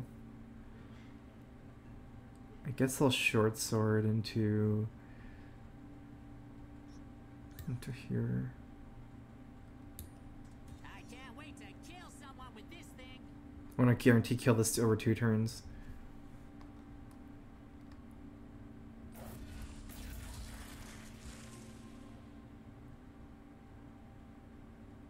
He stole that over the ogre. Okay.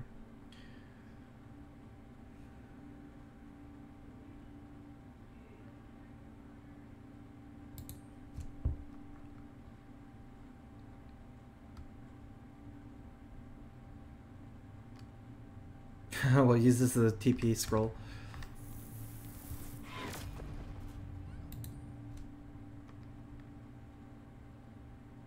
I think I'm just gonna have to pass initiative for this turn in this lane so I can get the chain frost. I mean, Eclipse in lane 3. It's also like I don't really have anything to do anyways. Even though I have 7 mana, the only card I can play is Steel Reinforcement, which is pretty useless in any lane right now. I mean, it's good in lane 1, but it's not actually gonna hit the breakpoint to save the tower, so I might as well. Okay. So he's definitely fighting hard in lane 2. If I win lane 3, though, it's still a win, right? Because I've already killed lane 2's tower. He's just stopping the 80 right now. He's not necessarily, like, winning the lane here, even.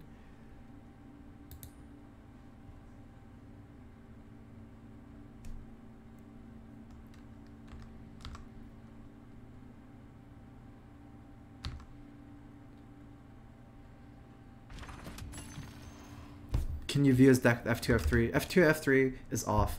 It was turned off. It was in the beta. In the beta you could do it.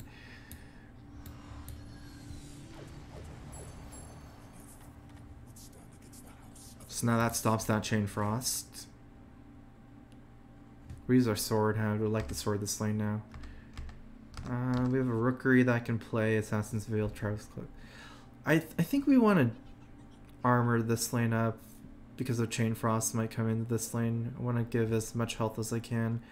So this will be 12. This will be 11.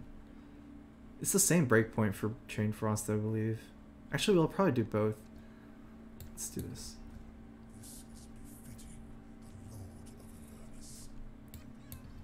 And messenger rookery. I'll probably messenger rookery this lane so I can use this 5/4 to kill this 14/5. I actually need to respect lane 2 because Cedros can just kill my tower. I can't lose this lane 2 tower. Even though I've already killed him, it doesn't mean he can't kill me also.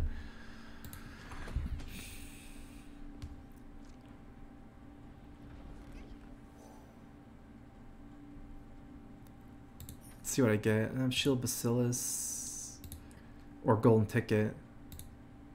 It's only taking 1 damage, so this is pretty useless here.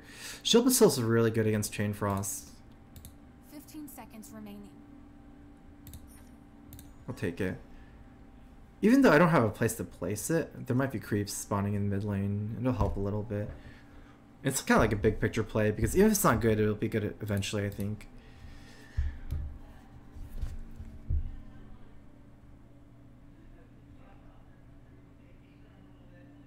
I could see him placing this in lane 2 or 3. 3 to stall, 2 to try to chain frost lane 2. Okay, so he's going for the kill on the tower lane 2. I think lane 1 is just, you know, I can't stop it anymore. It's already too late. I might want to just steal reinforcements lane 2 now.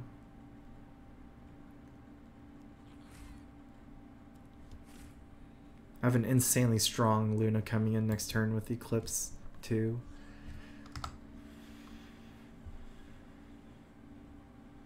Chain Frost is actually so bad against Mazzy, holy.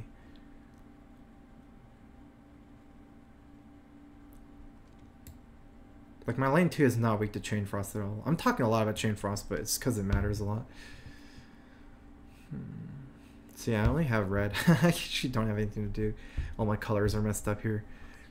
It's the downside of like having a red hero, right? Kind of like I don't have a lot of red cards.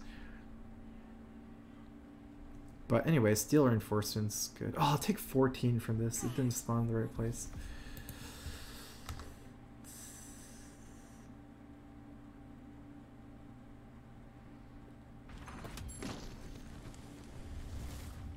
It's actually really scary because his Helm of the Dominator comes up again next turn, which will steal this.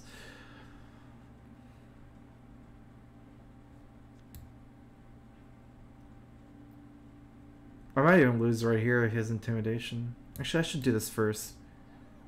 If he Intimidations and he moves my right hero to another lane, I'd rather get the armor at least over the shield.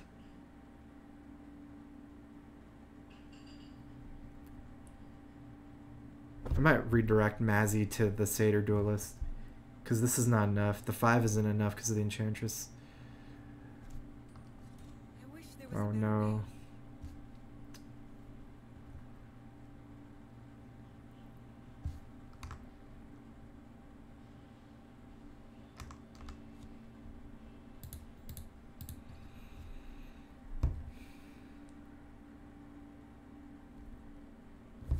This item gives 5 siege, which it's basically 5 damage to the tower through a blocker. It's actually 4 damage because of the armor, but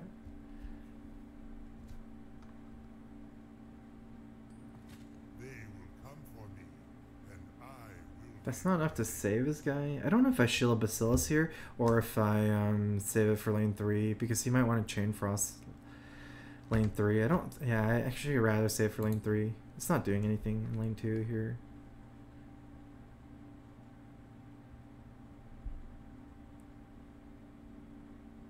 The most important thing is this making Mazzy take less damage, but I don't want him to Chain Frost lane 3.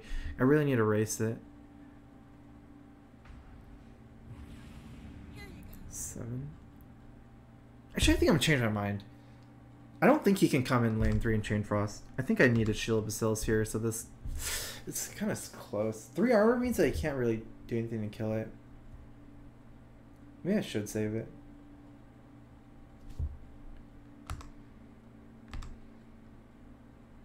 Actually, no. I'm going to have to shield here.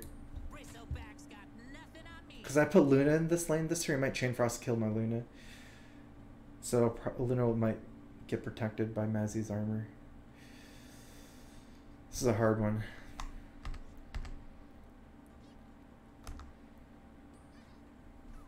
Ooh.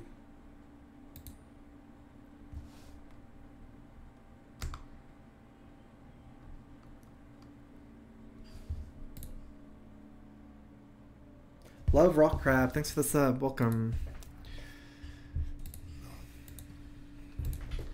Get some gold for him. That's barely any gold.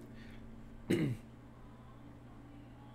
problem is I'm not sure how I'm going to stall this lane next turn because Eclipse does dealing 6 is not really enough. Die for me. Interesting.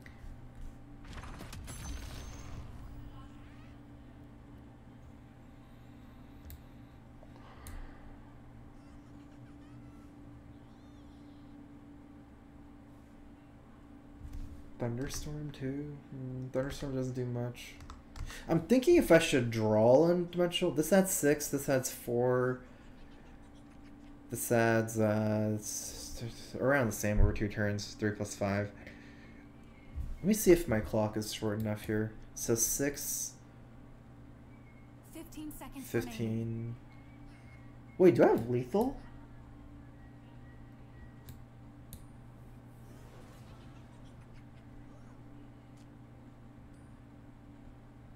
No, I was close. So 4 plus 2 is 6, 21. I don't have lethal. I think I have... I think I probably should foresight. I should have foresight first. It's a mistake. I just was out of time. I don't think I would ever play a non-dimensional portal anyways, because I need it for lethal, but... Alright, let's get him. So maybe next turn I'll probably win here. Both heroes going to lane 2. I can't buy anything. Okay, so the cool thing about saving some minions here is that I can use them to defend lane 2. It might be better than Eclipse at this point, since Eclipse is just not killing that much, and he can help on the Dominator this.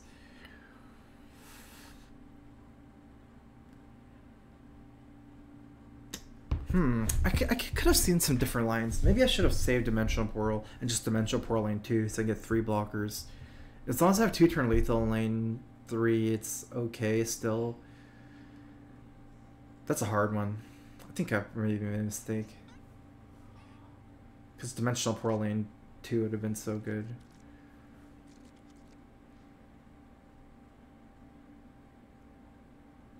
Let's see what cards we get. I can play 2 minions as blockers. But with Dimensional, we could have played so much more. And it was only a little bit less damage with Cleric, huh? I was thinking of so much more with Portal, which it wasn't.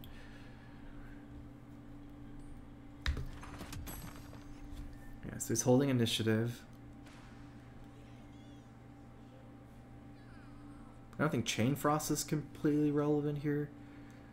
But he's going to deal 16 with this and 8 with this. The cool thing about, like, Selfish Cleric... Oh, it's... Unlucky he didn't kill Luna. That might have cost him the game.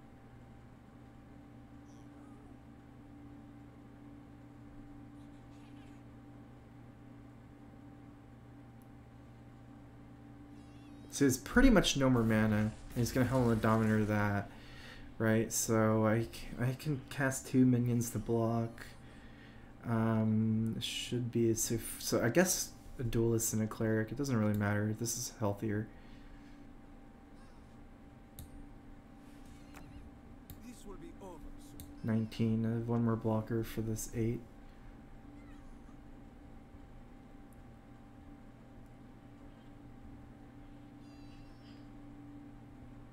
If Chain Frost killed Luna, then probably would have killed me.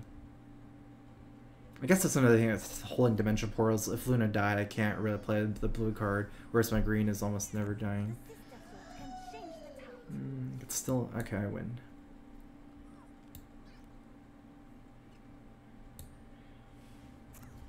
The unclean will be purged.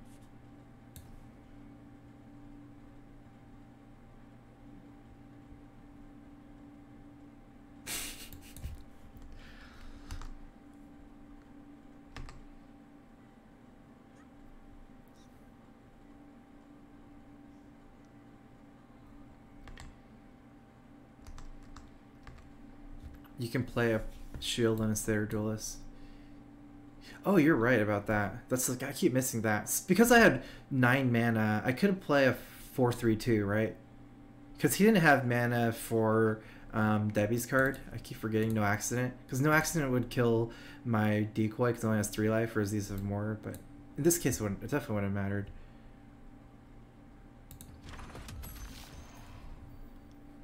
Right, that's definitely a misplay. Basically, I could have used shield as a blocker, right? Although I was still taking 3 damage. But yeah, that's definitely better. Shielding there would have blocked the majority of that, and I could have played another Rebel Decoy to block another minion. I think it's it's definitely better.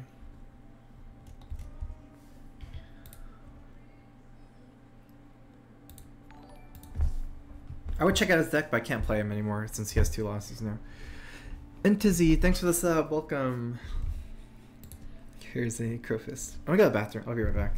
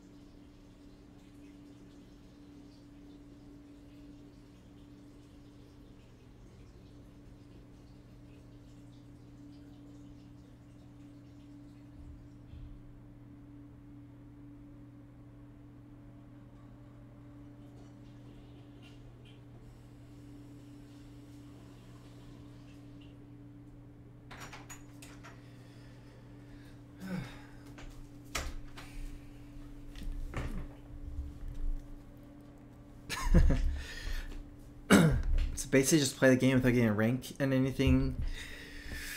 I mean, look, that's kind of how original card games are. You play for cards and you sell your cards. If you're good, you win more drafts, you win more, you win more packs.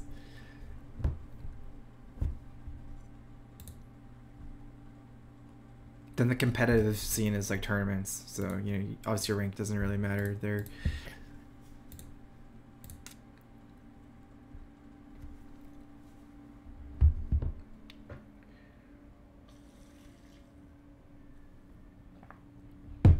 Wait until Ram finishes draft playing against him again. Lol. I think there's some kind of MMR as far as gauntlets go. Like they try to match you up with similar win rates, which I didn't think was fair because it's a money format. But if you look at the packs tickets, it's actually pretty generous, where I think it's kind of fair. Okay, so if you look at it, the fact that a ticket is worth half a pack means that you actually win a lot of packs when you get a little bit of, like 4 or 5 wins. If there's no MMR, then someone else would have to do the math on what's fair or not. But matching you up with similar people definitely affects your win rate a lot, as far as going to 1 to 5. But if you look at this, you can win up to 2 packs for 5 wins, and it only costs you 1 ticket. 2 packs is with 4 tickets, so that's a 4x multiplier in your return. And actually you even get your ticket back, so you don't even, as long as you win 3 more, it doesn't even cost you anything. So I'm not sure how to think about it. You can't get packs from constructed. You're playing Toyd, old Hearthstone player, Debbie Q. So he has 3 default heroes opening up, and then 2 weakish red heroes. Well, this is a good hero, but it's coming late. All right, let's see here. We don't want to decoy that obviously and switch, because that will kill our 9/4. Just pass here. Oh, we got a compel. That's some good stuff. I can compel my Luna into his Debbie and actually win this lane. That's insane when your blue hero wins the lane.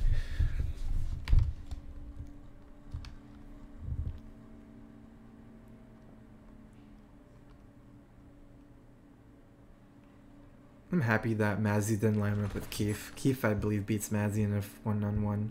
Let's see. This will do 3 damage. It kills in 2 turns. Me, I do 5 a hit, so I deal 10. Yeah, Keith barely beats Mazzy. That just shows how strong armor is. The fact that it's kind of close. It's wasted. Oh well. Technically, you might slay this creep, which would save it. Slay is not a default black card with Debbie though. It's no accident. That's the default one. I don't believe there's anything else he can do to interfere with this lane. He has no money, no items yet.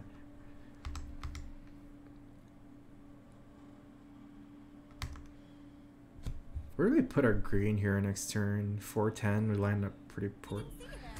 Oh, he's just dealing with some damage to it, so it dies later. Unfortunately, I have 5 gold. Now 6 gold, so I might just get a cloak so it doesn't die of creeps or something. He has Timbersaw. Timbersaw has what's it called? Rolling Death, deal 2 damage. He might try to kill my Luna like that. Not anymore. The cloak will save Luna no matter what. Let's see, this is a 50% chance of lining up against this. I don't want to place this here because it doesn't really beat Debbie, but also the problem is I don't want both green in the same lane, so I can play multiple green cards.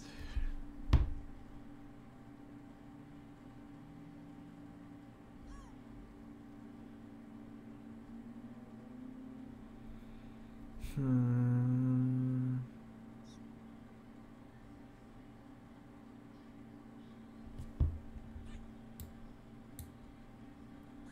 Seconds remaining. Let's do that. Protect my Luna a little bit, snowball that lane more. I don't think I want it to line up against Keith. I don't want really the creep to line up against Keith either because it blocks us so well, but oh well.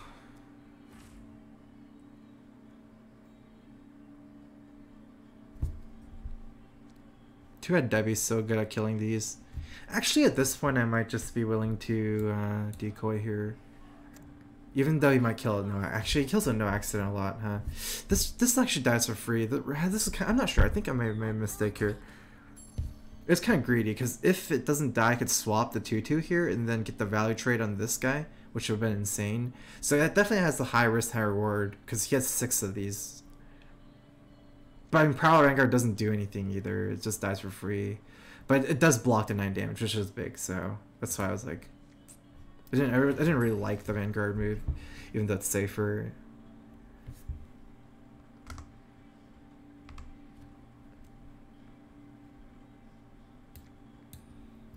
Our red can only be played in this red lane. I might as well play it so it might turn to kill Keith rather than going to face. I'm not scared of Whirling Death from Timbersaw, even though Keith can whirl because of the armor. Bronze Legionnaire takes no damage from the spin. Let's see if he spins. It does 1 damage. It wouldn't even be enough. I should still Traveler's Cloak this turn because he might kill it with no accident with initiative.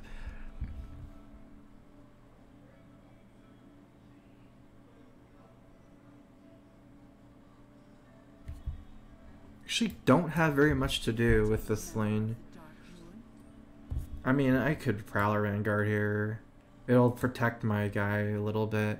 Decoy does 2 face damage. I just don't think it's enough to warrant that play. I can Battlefield Control, but there's no controls here that are any good at all. Tell us what you need. That's actually bad. Okay, so he has an aura that says +1 armor for each of his attackers. That's why I definitely can't Battlefield Control Luna to hit this because it's actually like not doing anything because of the armor. But anyways, we're still winning lane 3 and we are keeping Luna alive, which is really important for Eclipse. Short sword is good to allow me to punch through Timbersaw since it's already lined up. Extra money going to swords is nice, unless I want to get this healing item. Actually, I like more swords, just because I do more tower damage. I have a lot of incentive to place Jimui here. It's a 50-50 to go in front of Mazzy, but Mazzy doesn't one-shot it unless he has an item. The big thing is that Battlefield Control, so I can Battlefield Control Mazzy into it.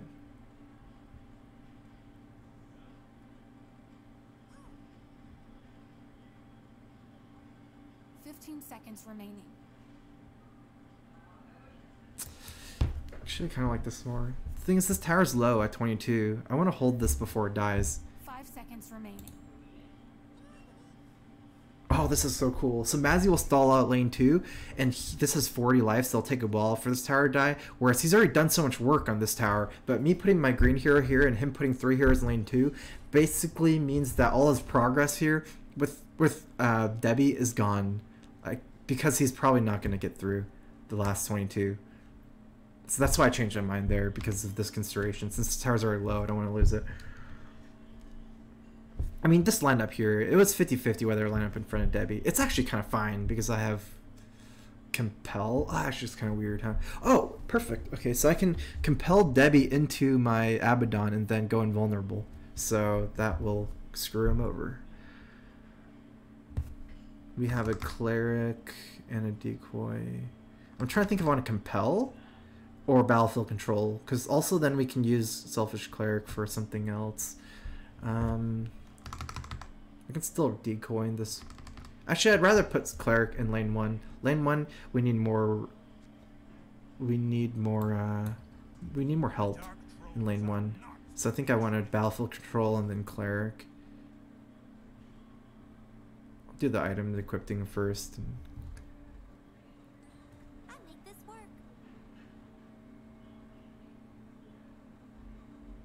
Oh, okay.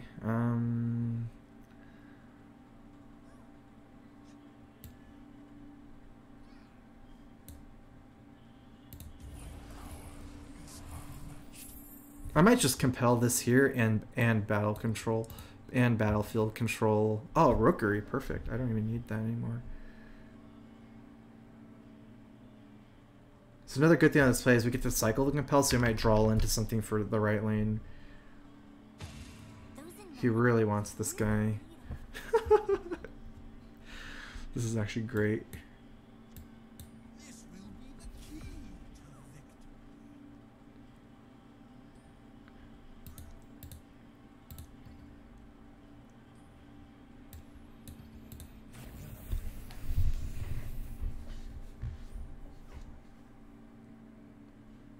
Okay, no swords. Perfect. He wasted that murder plot. I guess it traded with my battlefield control, but it's certainly not good for him, that lane. He totally got destroyed.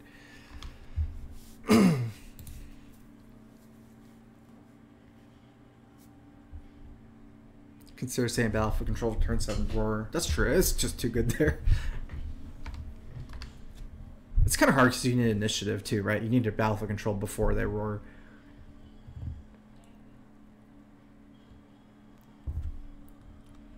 I believe this is the lane where I want to steal reinforcements. Too bad I didn't get a cloak instead of this sword. I could have saved this Mazzy here. This place needs a little I'm gonna try to stall this lane out with this armor. I'm about to lose my red hero, so I won't be able to play this for 2 turns.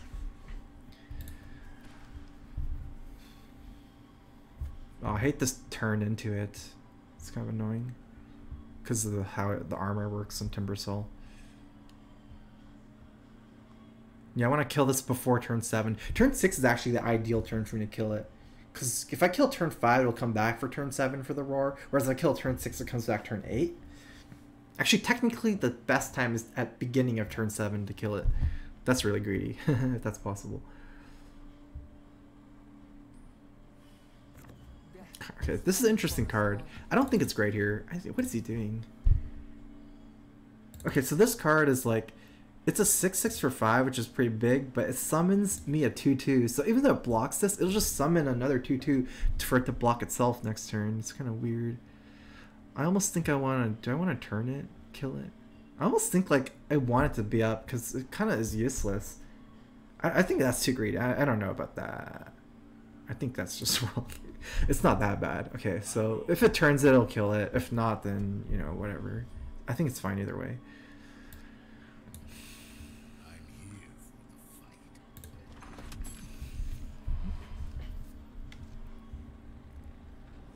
Too bad I didn't summon. I didn't have the downside.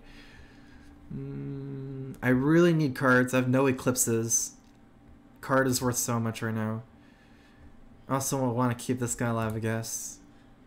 Cloak, card. That's all. 15 seconds remaining.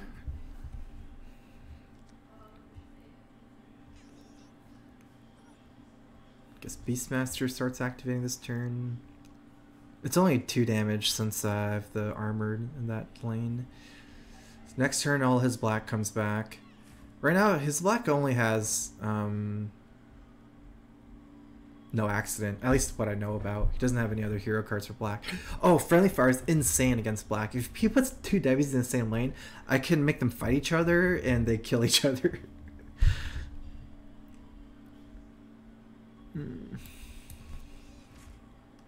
Ooh, that is what we wanted. More eclipses. And we're going to save Cloak for this.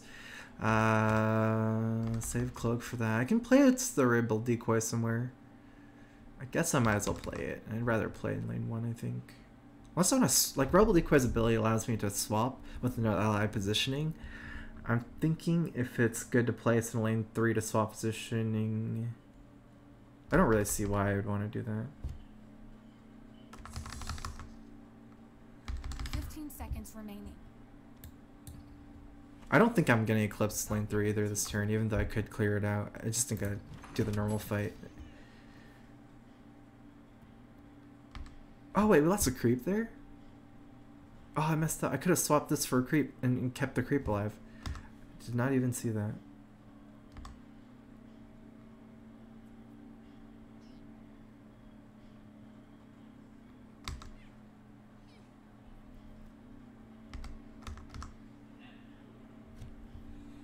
Oh, 5 charge eclipse. So yeah, I mean, I could clear out this lane. No! My armor. The jungle will protect me. And it still doesn't change the fact that I can lose this lane and still win lane 1 and 3. So, you know, in the grand scheme of things, it's not the biggest deal in the world. I really don't want to waste Eclipses. It's so good. Eclipse pushes 9 damage, 11 damage here. I don't know if I can pass it up either. Especially since if I had one Eclipse, like, even if I place one Eclipse here, I can still friendly fire and Eclipse from my both blue lanes, right? And he might play stuff with mana. Cut off 6 mana here, cut off items here. I think I'm doing it. I changed my mind. I still want to cloak something. Let's see. I guess I cloak the weak guy here. I have Thunderhead Pack too. And the cool thing is I have green and blue in either lane. So like whichever lane I need more help, I can Thunderhide turn 8. Like right now I'm unsure which one I need more help.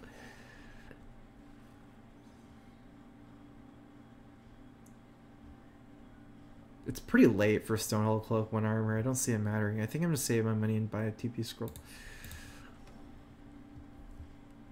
Again, one thing he might have to do is he might have to place both his black heroes and, like right now, he has the power in the sense that he probably can't win both 1 and 3. But what he can do is give up one lane, go all in for the other lane. And that's really weak to Friendly Fire, and that's really weak to Town Pearl Scroll. That's why Town Pearl Scroll is still good.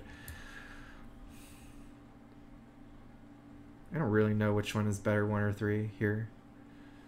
I guess 1. I have less life in 1. I don't want to lose this lane. If I lose this lane, I lose the tower really quickly. Whereas lane 3 or 40. And lane 1's more important than lane 3 in general. So yeah, like see, like he might split up, but again, that might not be the best thing for him to do, right? Because it's unlikely that he can win both lane 1 and 3.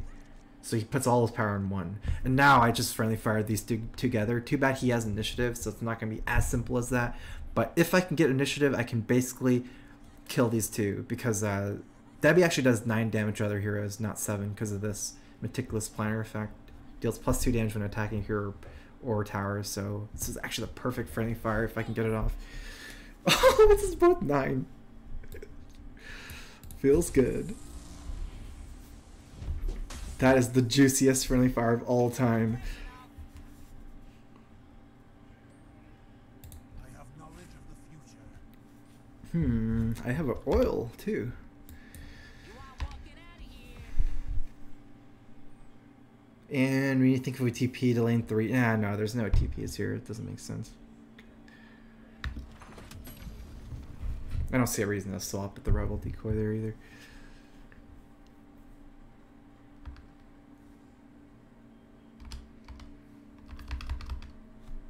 Heal Roar next turn. Yeah. Oh, maybe I should have done something to play around Roar depending on positioning. Although swapping the green to here is even worse if his Roar goes here.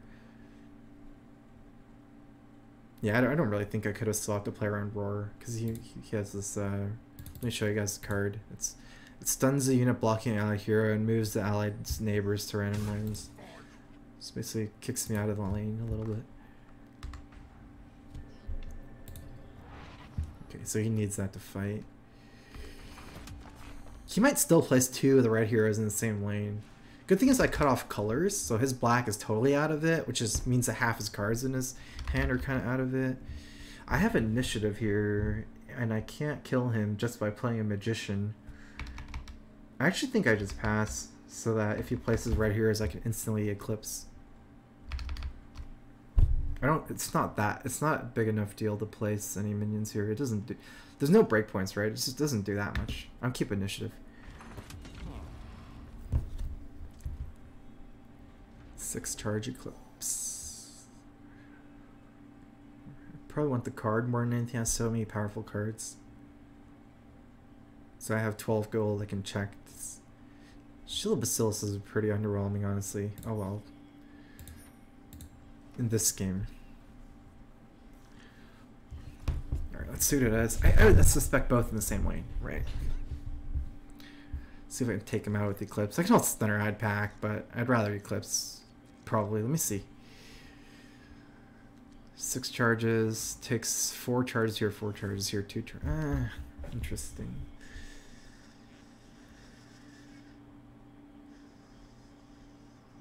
He can kick out my green by intimidating here. I'm actually very tempted just to Underhide pack since this tower's dying no matter what. And Eclipse is kind of random here. 6 charges, 4, 4, 2. It might not kill anything. I'm not even gonna Satyr Magician first. Oh no, I ult tapped. Where'd my game go? No. Okay, there we go. I don't have time to Satyr Magician plus Thunderhide because he might Primal Roar here, kicking my Abaddon out of the lane. So I just want to take this guaranteed more. I think it's better. I'm not sure. There's no hand limit.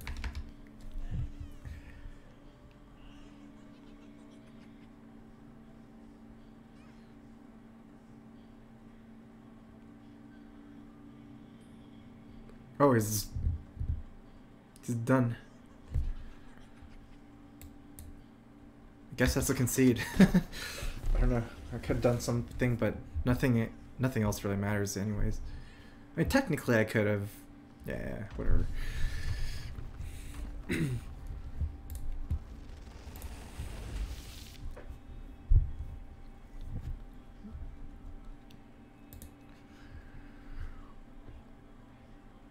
Not a lot of people using 3 Trials Coke. It's weird not to see 3.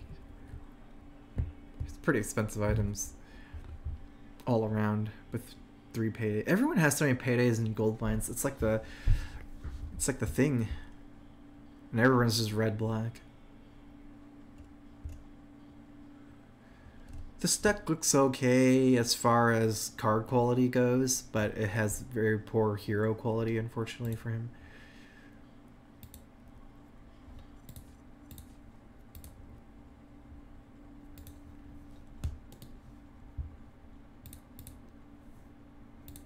I got a ticket. Yeah, I got my ticket back with 3 wins. I win at least my 2 tickets back in 1 pack. It costs 5 to enter this, but like I said, since it's a keeper draft, you can't really count the 5 packs as entry fee. The 5 packs are more like just the cards you've drafted because you get to keep them. Favorite Hearthstone streamer now streaming the new game. I'm so excited for it. It's dope. Thanks. What's in our casual play? Some casual matchmaking. All constructed. This is a constructed like gauntlet, just like what I'm playing right now, but it's free and no prizes. And this is just like casual mode Hearthstone, just play against random dude. Bot. Probably should. This doesn't really matter, but the queue for keeper draft fan drafter are almost certainly not shared. I'm not 100% sure on that, but I don't see why they would keep it. They shouldn't have it together. Technically speaking, keeper draft on average has stronger decks. I mean, no, sorry. Phantom draft has stronger decks on average than keeper draft. Because keeper draft, there is a non-zero incentive for people to draft worse cards for your deck, but expensive cards. Say you get an axe, or I mean, you probably just use it. You know what I mean, though. Like, you can draft cards that you're not necessarily using just because you want the card. So on average, Phantom drafts will have stronger decks. Can you sell your draft cards on the market before you play your deck? What does that mean? You can sell your cards. I don't know. There's no difference in a draft card and a card. I don't know. I'm not sure what you're asking.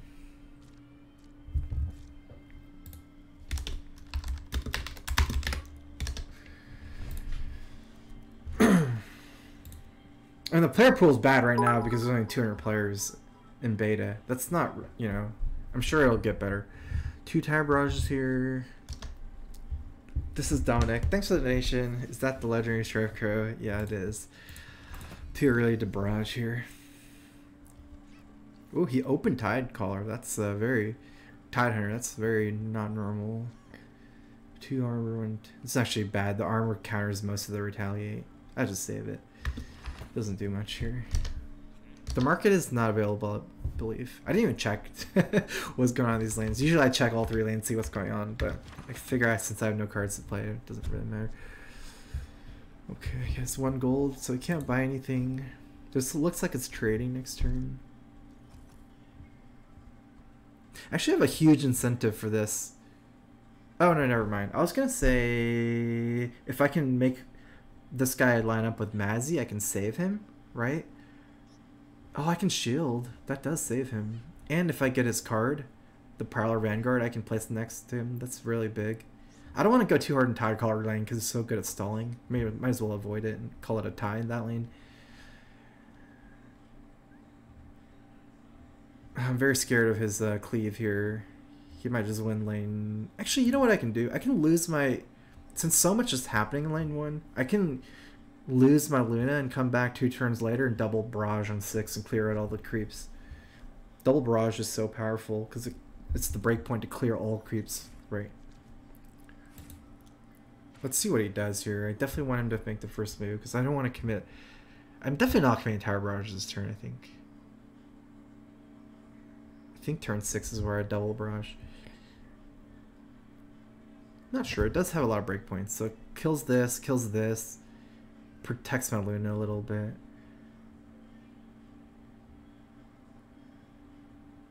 Yeah, doing 2 damage to everything else is not exactly bad either. It's doing 10 damage. Alright, I guess 9 because of the armor. It's still a lot of stuff. He's ramping. 6 mana for his Dread. He can play Ogre Conscript there. But for the most part... Oh, he's gonna want to... Primal Roar? I don't know. Anyways, let's think about Barrage.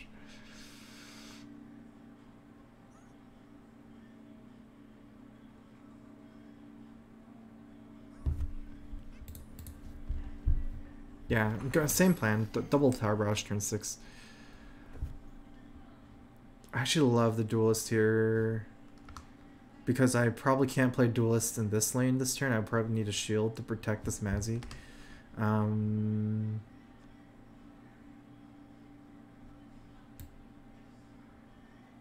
This might be better here. It's further away from this ability. Oh, nice. He didn't play. Some of the red heroes might be able, like red minions, Bronze Legionnaire, and some of the other ones. It doesn't actually do that well because they're 4 attack, so they don't actually beat the Duelist. So that's good. Getting Duelist snowballing is huge here. I really wonder what he's doing here because this is surprising. Okay, that's what I thought. Ogre Conscript this lane. And yeah, I'm glad I didn't save this Duelist for this lane because I have to play it in front of the Ogre, which will basically just lose it. No one's getting through this thing.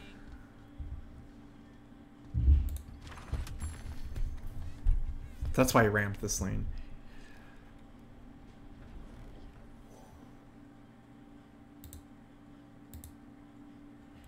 TP is good. Shield of Bacillus. 2 armor keeps Luna alive. Luna right now is in danger of dying to this guy's cleave. 3 attack, 3 cleave. Or if my creep spawn here, he can cleave Luna. I love this. Also, it keeps my creep alive from this creep because it gives armor to the creep next to it. That'll keep Luna alive until turn 6 for my spells. 3 in 1 lane is kind of awkward, but he doesn't have blue, so I don't have to worry about AoE. 3 in 1 lane is not that bad in that context. I really don't want to place more in Tidecaller's lane.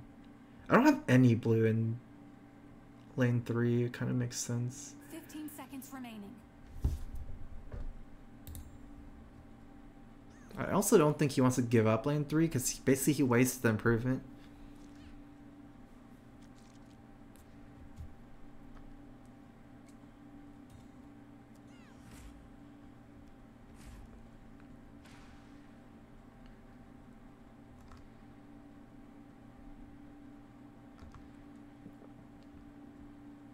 Dimensional portal from lane 2 almost certainly this turn.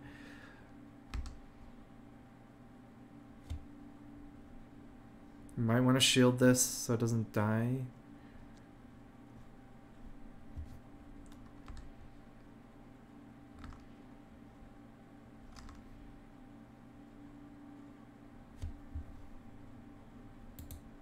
Yeah, you have to pay 5 packs to enter Keepers. But Keepers, the 5 packs is effectively just the cards you keep. Like, it's not... You can't really count it as part of the cost of the draft, right? Because you're getting 5 packs worth of cards. Yeah, I don't want a Dimensional 4 here. I want a Dimensional 4 lane 3. Even though it seems like I need help in this lane more, I'm trying to not lose these. I mean, I don't want to just lose them for free. The moonlight will gleam off of this. I'd rather double Tower Barrage and then play stuff after. In fact, I'd probably double Power Barrage than just Eclipse or Friendly Fire and just win the lane like that. It's not a line that allows me to kill a tower very fast, but allows me to definitely win the... Oh, that changes... Oh, that's so bad for me. Because both blue in the same lane is a disaster. That's unlucky. If it went to lane 2, I could have done something there.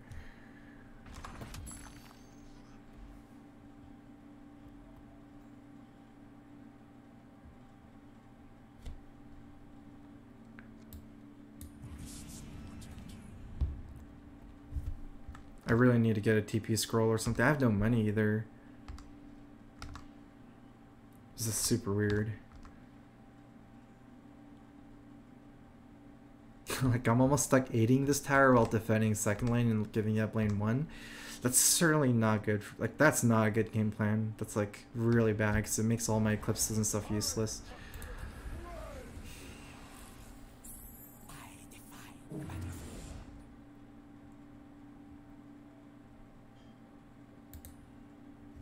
Interesting.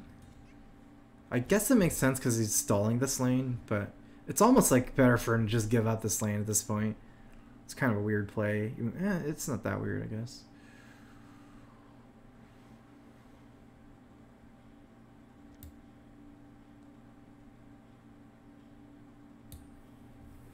I want a portal early because if he roars, I don't want the creep spawning in front of Tidecaller. Although I don't see why he'd ever roar.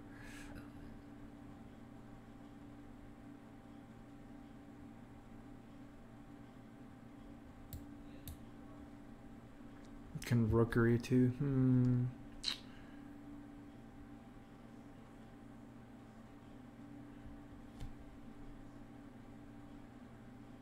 It'll deal 5 damage here, her rookery. Right now it's a 10 plus another 5. 15 seconds remaining. 7. It does hit the breakpoints for eclipses. Moonbit's ill tidings on it.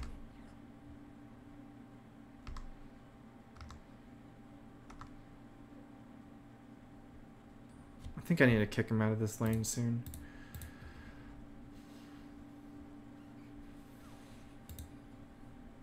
Two turns. I need to kill it before Ravage comes up. So next turn he can't. Hopefully I just Eclipse and kill it. That's why I want to deal damage to these creeps and Tidecaller or Tidehunter. Ah, TP scroll is so sad. I have no money. I can't hold it. Because I really want to TP out a blue hero.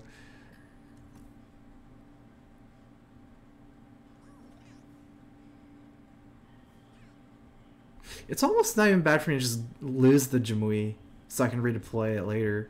But, I mean, since I need to kill his Tidecaller with, so he doesn't ravage me, I don't even know if that's possible. Since if I Eclipse it, it'll kill it. You think I travel alone?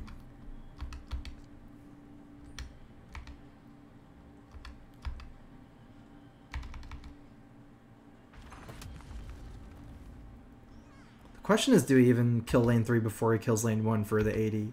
Assuming we stall lane 2. 15 here, 18. I'm assuming this gets wider and wider though.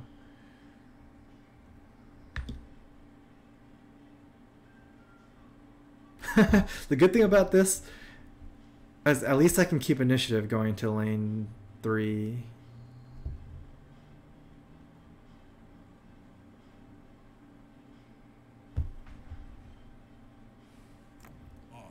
Oh, that snowballs big time. 1, 2, 3, 4, 5, 6. Do I have 6? Oh, I have 6 for Eclipse. Oh, never mind. I don't have initiative.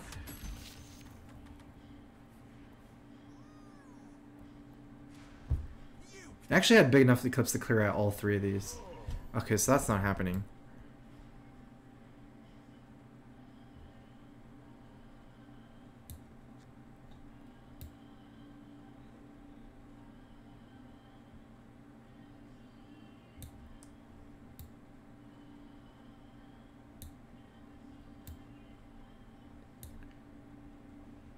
I could Soothsayer here. It'll draw a card every round.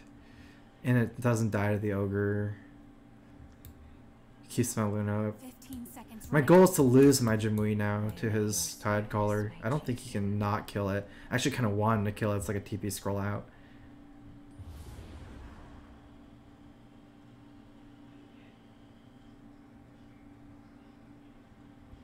He also kills my red hero.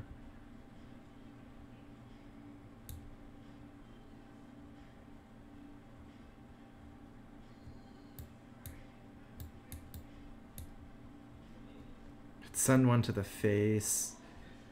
I'd still rather deal damage to this. Let me just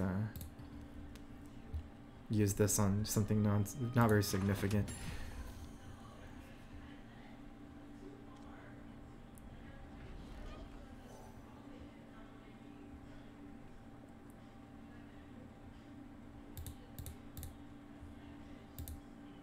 We still have incentive to heal this creep, right? The creep's not dying to the ogre if we heal it. That's a card every turn. 15 seconds remaining. So yeah, lane 1 is just dead. We're not worried about that.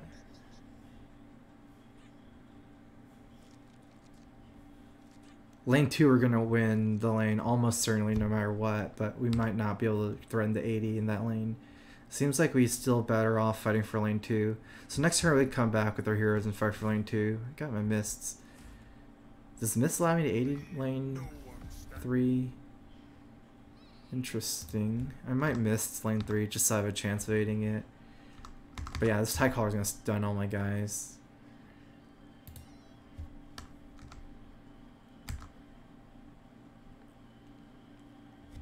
And I probably won't be able to, yeah, I won't be able to deal 16 this lane. This tower's already dead, 22.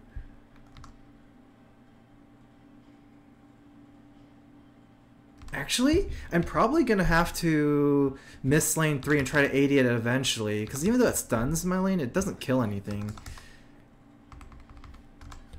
What do you do? I have to defend, this lane 2 is actually not really in threat of dying. Yes, 40 life. You know, there's only 2 units here, even though this will grow to 8 attack. I'm pretty sure I actually have to at least move my Jimui to lane, double tower barrage this lane to stop the 80. Maybe I could put my Mazzy in lane 2 to prevent that from dying, but yeah, I pretty much have to do this here.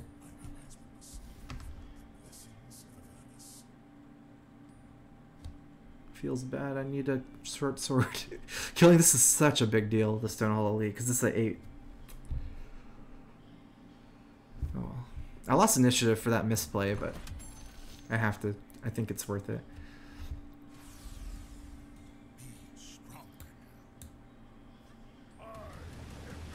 I hope when blue is unstunned. Wow, he stunned everything. Because if my blue is unstunned, I can actually play stuff like Eclipse to clear out this stuff.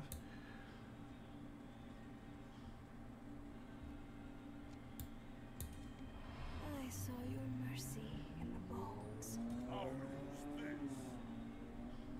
He's gonna Keen Folk the 3/2. I'm trying to think if I want to hold initiative into lane 1. I could do that if I want. But since I need to cast 2 tower barrages, he can boot me out with his Primal Aurora anyways. There's no way I can, it's not like it's a Thunderstorm casting 1. So I might as well not have initiative. I don't think initiative matters here. 15 seconds remaining. Then why'd I do it the cloak? I don't really think that matters either.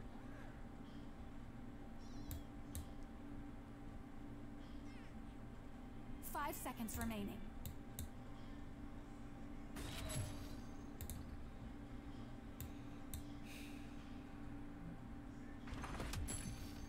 Okay, still okay for me. I still see lines where I can win, even though it's looking pretty bad. No money. So yeah, double Thunderstorm lane 1 for sure.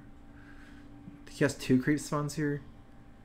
Double Thunderstorm should allow me to lock down most of this lane. I believe every creep will die He has 2 heroes. That's not... And actually, it's even more risky here because then he can Primal Roar. Like right now, he can only Primal Roar if my blue hero lines up directly in front of his Beastmaster. But if I play 2, then if they line up together, it makes it easier for him.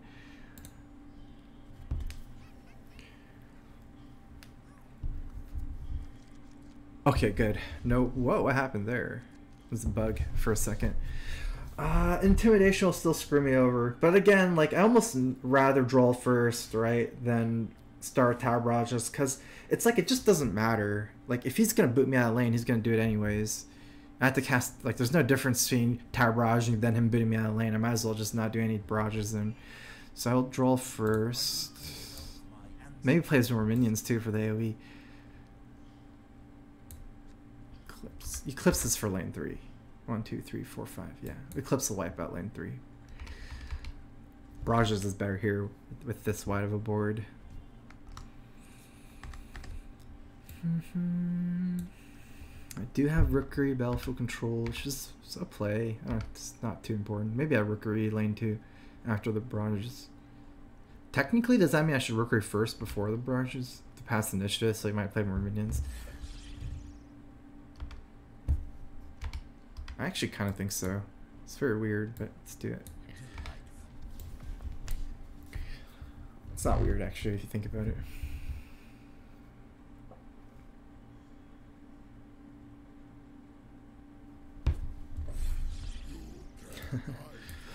He wants to kick me out.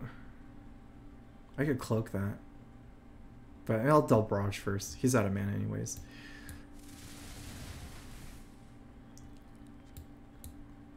This will give me actually some money. 3, 4.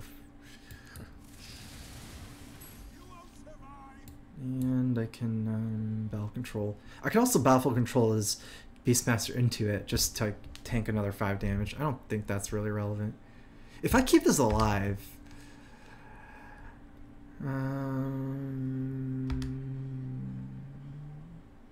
I could eclipse. Yeah, keeping alive is too important here. Oh, what am I doing? I messed up. I should have just done this. It's still better. I do more damage to this guy.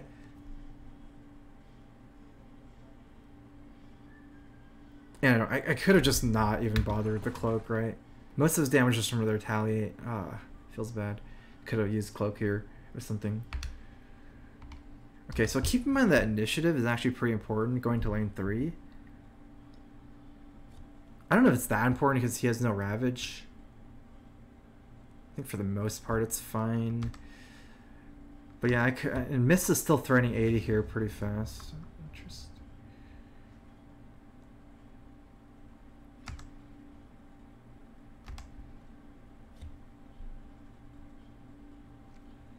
I'm definitely Thunder High packing because I want to Eclipse lane 3.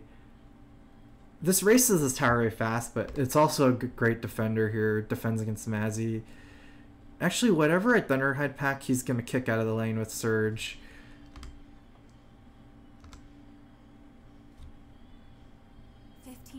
Remaining. I almost think that the minion's scarier than his Mazzy. I'm almost thinking just to pack here. 5 seconds remaining. Actually, I like this because I can Rookery. Although technically this is a better position because I can Rookery the Dark Seer too. Like it's more connected. Whoa. Let's let him okay that.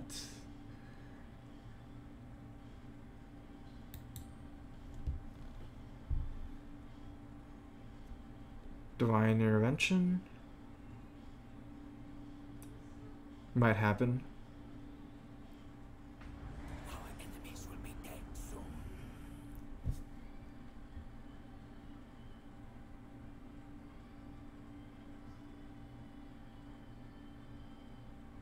I think that's good. I can pass this one. It's very risky. I could just tank it, but I could also heal next turn. I think it's fine. Red-green doesn't have damage. No Timber Soul, right? The only thing I'm scared of is Keen Folk Musket here, but his Keen Folk is in lane 3. I think it's worth it to just not heal. I have initiative now too. I will show them the strength of the proud.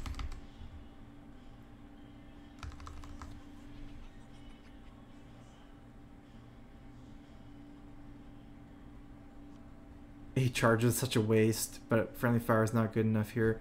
I could eclipse lane 1, but again, like, he's already killed a tower and he's not aiding it. The only reason eclipse lane 1 would be to go for this 40 here. That's definitely going to eclipse here. Wise to fear the dark. A pity you couldn't put up more of a fight.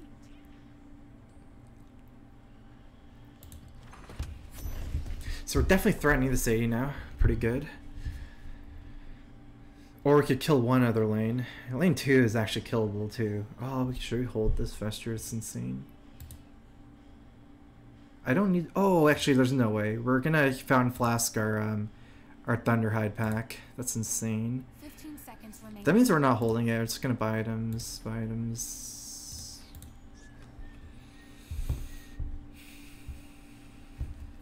Okay. I have no clue what's going on like that. Artifact's complicated. Like, you have to make different decisions a lot. So this is coming next turn. I'm not scared of Keen Folk. Again, I'll scare Keen Folk on Abaddon because it's 4-1. Whereas next turn I can make it go immune and heal the full. So I was greedy on that. And I can Fountain Flask this. It's actually looking like he might even lose lane 2, which is insane. He can Primal Roar this and boot out both of my heroes, but that's almost the bad thing for him because then I'll just win lane 2 harder or lane 3 harder. Lane 1, he has no chance of evading it anymore after I double thundered, whatever. Friendly fire. That's 3 retaliate, right? So it does 4 plus 6, 10. It's not really enough. Actually, don't really have plays here. I might just draw. Another Eclipse for 8.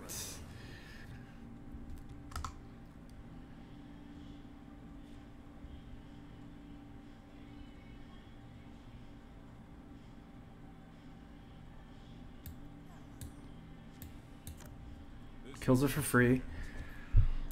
Plus, this is my only red hero, so I have no incentive to hold my red cards.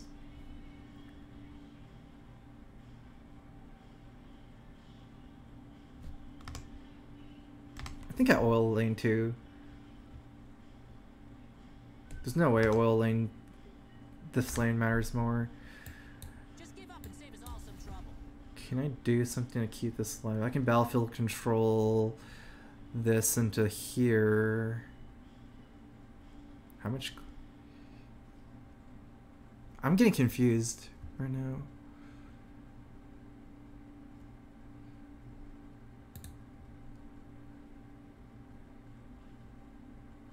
He has 4 cleave, right?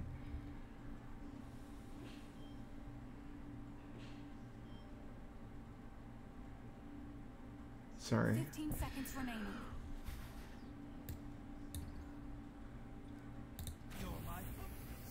Yeah, I'm gonna save the Bronze Legionnaire, I think.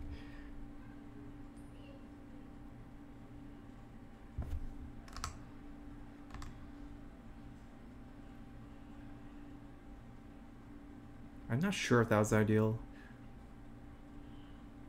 I think that's all. We need everything else in this lane. Double click hero shows everything. Yeah, there's so many buffs on that guy. I got confused what happened. Empower and 2 ion shells. Okay, yeah. So I just forgot if the empower was casted on it.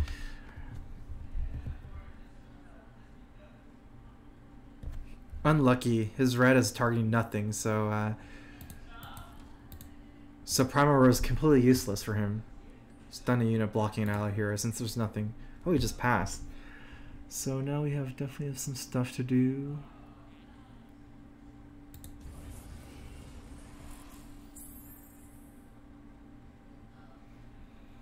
Fountain Flask this guy. I actually could place Selfish Cleric and stuff in front of Mazzy, but the problem with that is it allows him to kick my Thunderhide pack out of the lane.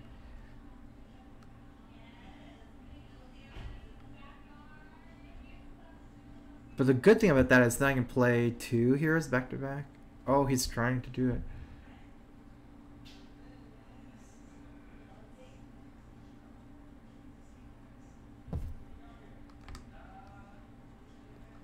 I might as well heal later then.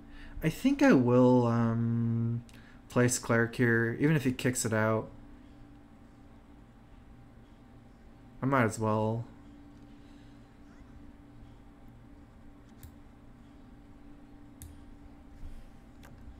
The dance begins.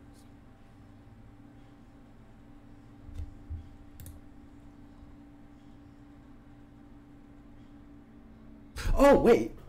Oh, I'm just blanking out. That actually stops him from kicking out my green here. That's actually way better than I thought. For some reason, I thought that.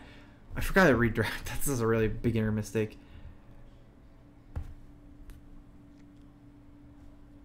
It probably means I should have played Prowler Vanguard instead of this.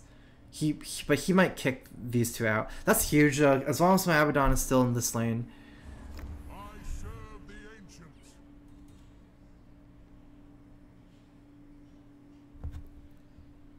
I'm assuming he kicks out these 2 creeps, or he stuns this, kicks this out, and then I'll have to block Champion of the Ancient with one of my other creeps.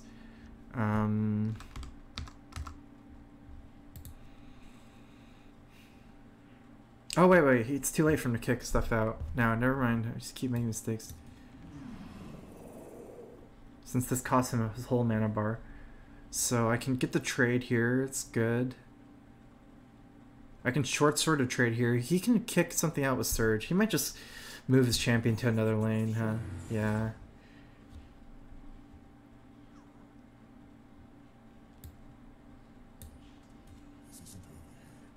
Okay, so I'm actually going to try to kill his... Ooh, 14 here.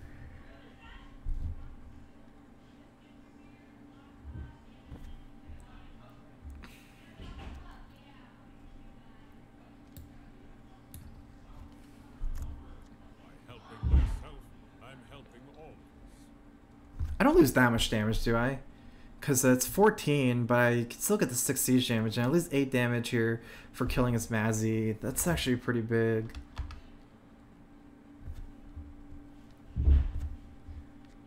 I do think I win for sure if I do that.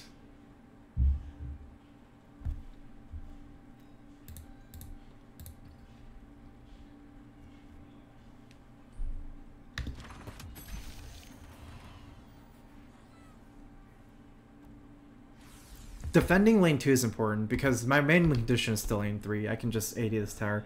I might have to Eclipse here as sad as it is, but still, like, my Luna is only in lane 3.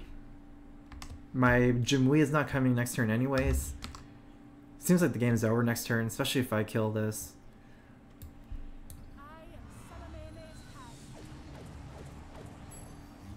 I either 80 this next turn or just... Yeah. Looks good to me. Okay. DP scroll. It's just buy items to cycle them.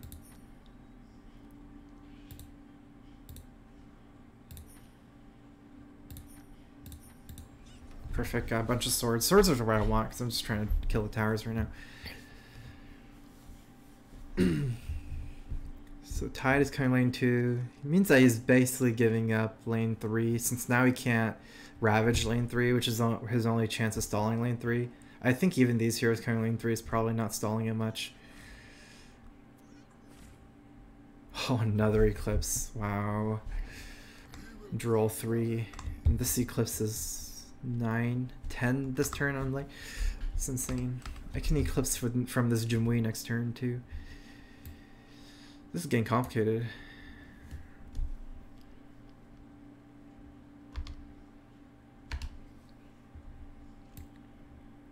You need the place fortified? I'm on it. I guess I'm playing these. I can also redirect him with Assassin's Veil into this. They'll do 6 damage, making Eclipse clear a little bit easier. But this still kills the creeps. Honestly, I don't know how I want to steal reinforcements. Let me set up some defenses for you.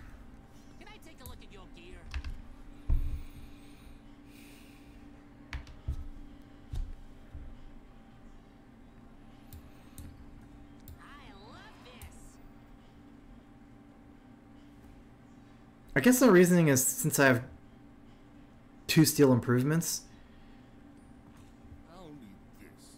there's no point in me killing creep. Might as well just, in case I friendly fire or eclipse this lane, deal some damage to his creeps.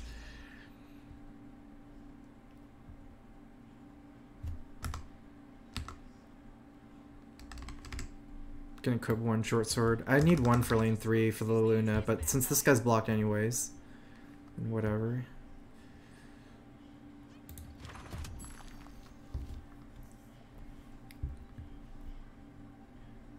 He needs to do something here. Okay.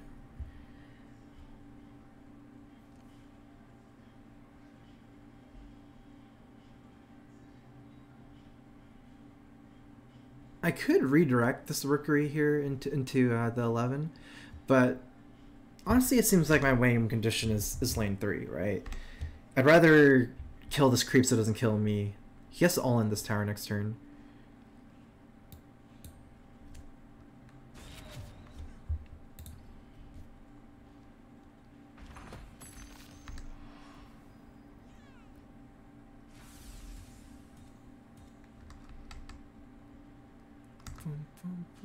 I just don't see how he ever wins here.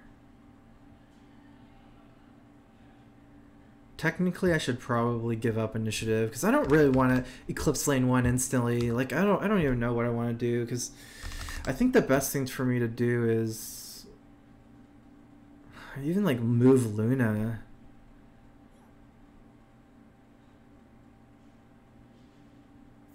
Seconds remaining. What do you need me to do?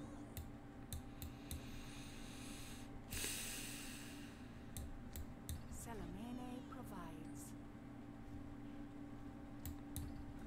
This will be useful. Luna's 7 here is not that relevant. 1 minute until forced surrender. I could also TP out the green since it's a 2 hero face damage here and it's blocked anyways, but I think the blue is so much more important here. That way I can put 1 blue in each lane.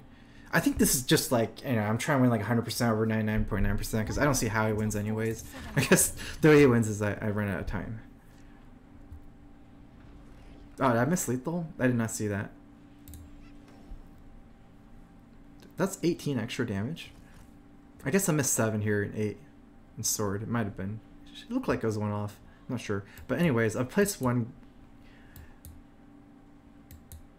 blue in each lane. That should allow me to lock down both lanes. I'd rather Luna lane 1 just because Eclipse charges faster.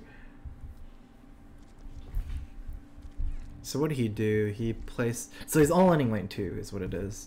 I don't think he has any chance of killing lane 1.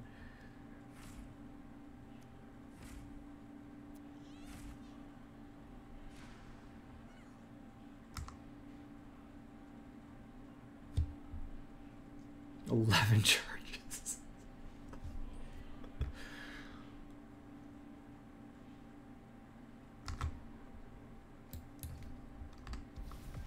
Just give me a forge and let the magic happen.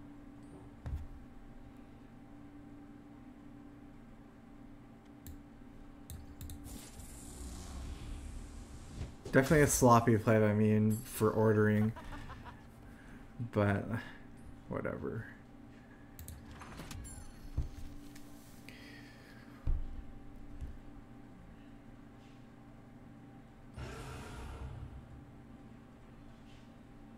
I think I should be fine.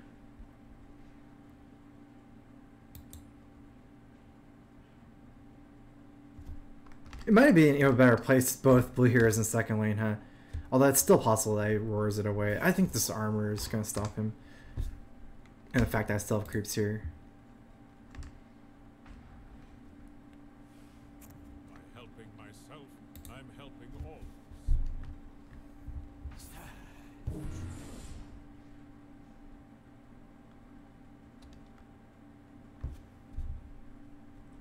Oh, he can stall again.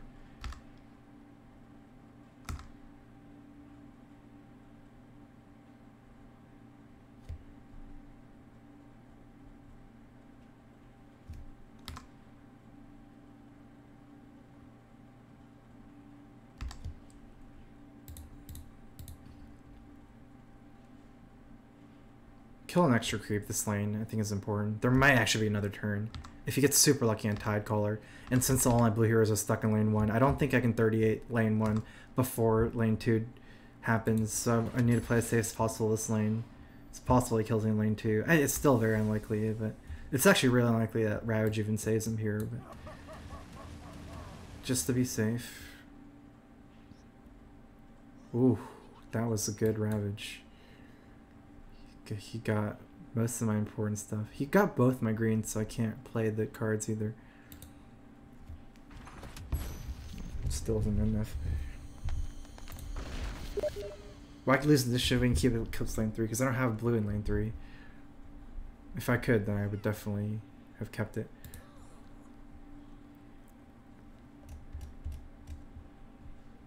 Wow, Time of Triumph. That's like almost the best card in the game, especially for draft. That's insane. I'm glad I dodged that. That wasn't actually too close, but he made it pretty close with the tricky stuff. Just by like that's just shows the power of Primal Roar, right? Like most of this game is carried by Primal Roar. It's because like you can lose hard in one lane, kind of an artifact, and like really shift your opponent's strength from really contested lanes to just lanes that almost don't matter at some point.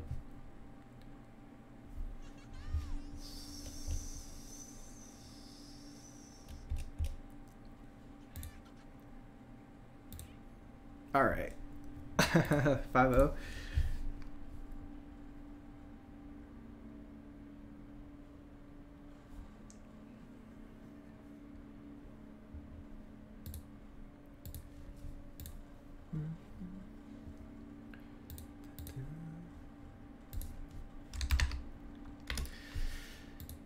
Do.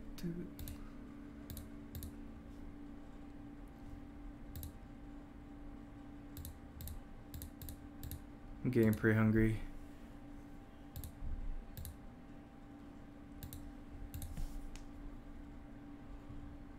$36 damage. Eclipse never got played. Yeah. Yeah, there's so many lines in this game. I'm sure I'm not. It's like, there's always different lines you can take, which is super cool. That's like what people were saying about the RNG. Like, there's a lot of RNG, but there's so many lines that you can take that it's like it still ends up being a predominantly skill-based game, That's what really drew me to Artifact, was just the amount of lines there are in different plays. I'm sure there's always technically a right play, but it's so hard to find out what the right play is.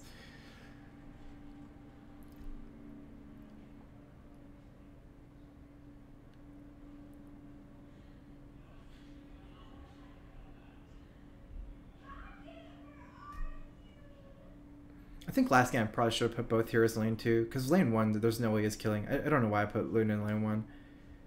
Kind of made it a little bit closer than it probably could have been. Because I already had 2 tower armor in lane 1 as well, and it has like 60 life, so I think the only chance he had was lane 2. Even though Primal Roar might have stunned or moved both my blue heroes, as long as I got Eclipse off turn in lane 2, there's no way he would ever, it's too much damage.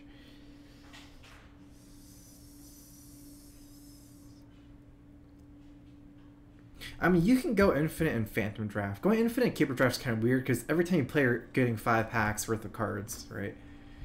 Because, like, say you get 2 tickets and 3 packs, that's technically not even enough to go infinite, even if you go 5-0. But, you've already opened 5 packs, which is, it's kind of weird to say.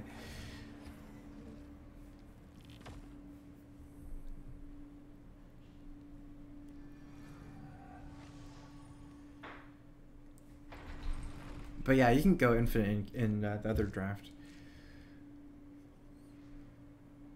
Ogre Mage. Ooh, I got Mists. Double Ogre Mage. So that's that's 6 Ignites in her deck. DPM licious. Blue, green, red. So predominantly blue. I can hunt the blue heroes. Bronze blue. This is the only lane for Bronze Legionnaire. I guess I play it. Especially since it's my turn.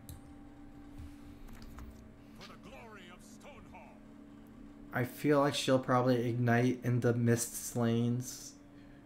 I could see ignite in lane 1, but I mean, since I only have 1 red here, I might as well play it. We can find out here in chain. Okay, so Ignite lane 3. That's almost certainly going to lose me this lane, because Ignite deals 1 damage to each enemy before the action phase. I was actually scared of my Bronze Legionnaire getting ignited, because it pierces the armor. I guess she can definitely have multiple ignites, just 6 ignites. That's so scary. Double Ogre Mage. I think we're gonna try to snowball lane 1. We can actually 80 the tower lane 1 with mists, especially since it's in lane 1. The bad thing about that play is that Ignite counters that somewhat. I mean, she's already igniting lane 3. Mist here doesn't do much, because if, yeah, this creep will still trade with this creep. And this is too 15 slow. seconds remaining. If I could get the mist to make this a 5-9, then I can kill this in one shot. It's too late. I think I might as well do lane 1. Randy Salimi, thanks for the sub. Welcome. Here's a Crifus. At least we got Foresight next turn in the Luna lane. But yeah, Luna will just die after. Luna is pretty much a lost cause at this point. Do you play actual Dota? No. I used to, a long time ago. Oh, no creeps in the mist lane. Feels bad. I probably want to have access to green in this lane, right? Because green here, and plus mist. So this is like a 5-10 if I place it here. I think I just give up this lane, even though it's good. Oh yeah, a good thing about this is his Sven has cleave, but since no creeps spawn in front of Sven, Sven doesn't cleave. Unless it faces Luna, but otherwise Sven is not going to kill Luna. It doesn't actually technically matter. The creep will kill Luna anyways. 2 blue in the same lane. That's very weird. Blue is a hero. Like, you almost never want to play blue in the same lane. Just going hard in this lane. The mist, though, kills this one. Let's see here. Steal Reinforcements, Decoy, neither of which really do anything. Because I cannot, like, decoy, like, here and then swap, since this is already here, right? So I can't actually get my 5-10 lining up against this ogre. Oh, that's what I was scared of. I don't think that means I slow down. Mist is a bit slow. Unless I want to decoy this.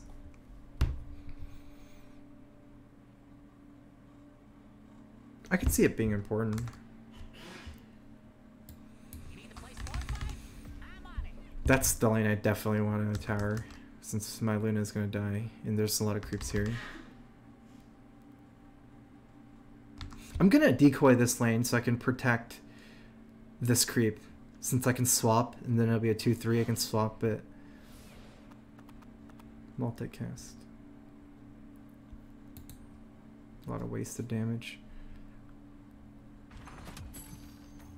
With two ogres is 50% that you get a multicast.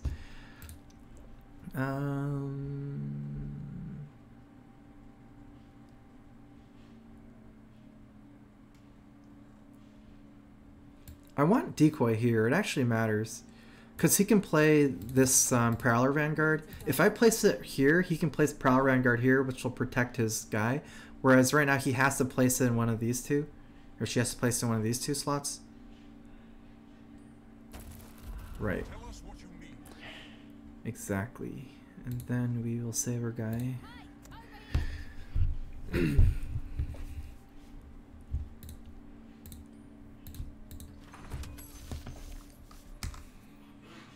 Goodbye, Luna.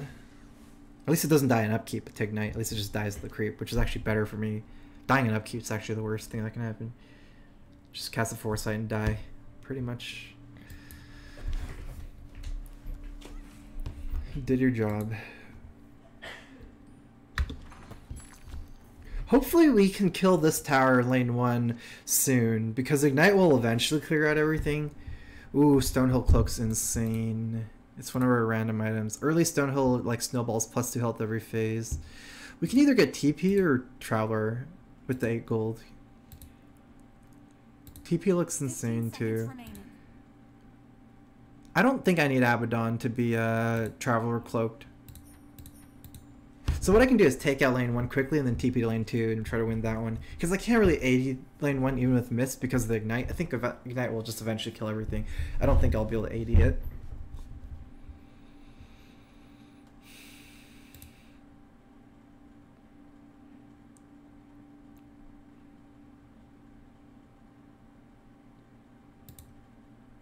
Do I want 3 heroes in 15 seconds remaining. lane 1? I almost think I have to have 3 here because I need to kill this ogre.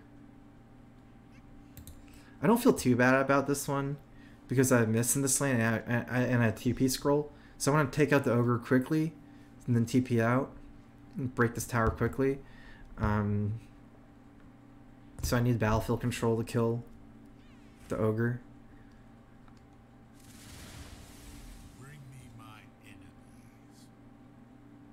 Rip 6-1 to Ignite next turn. And also I can cast a Satyr and then redo the mana, which is great. Ooh, I may even kill it this turn. Although Ventriloquy will probably stop that plan.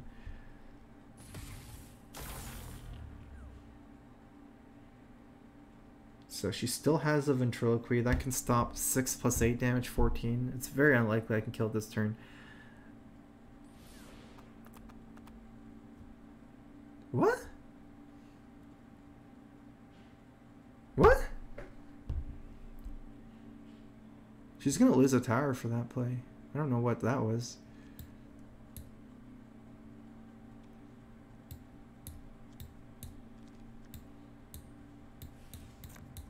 Limits are for the lesser. Why did she ventriloquy here instead of... Oh, she didn't want the ogre to die. It makes sense, but... I'm gonna be able to kill a tower. Special in store for you. With Selfish Cleric here, that'll be perfectly enough. I don't think I'm even killing the ogre at this point, since I can't afford to redirect any battlefield control in.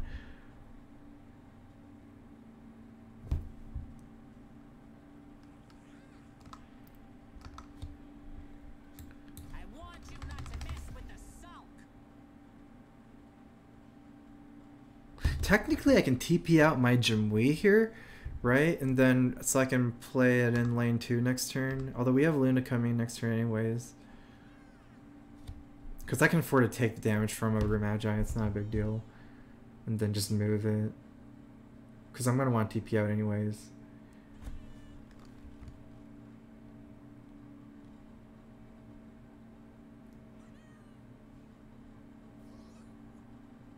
I might as well leave Ogre here, it doesn't matter anymore. 15 seconds remaining.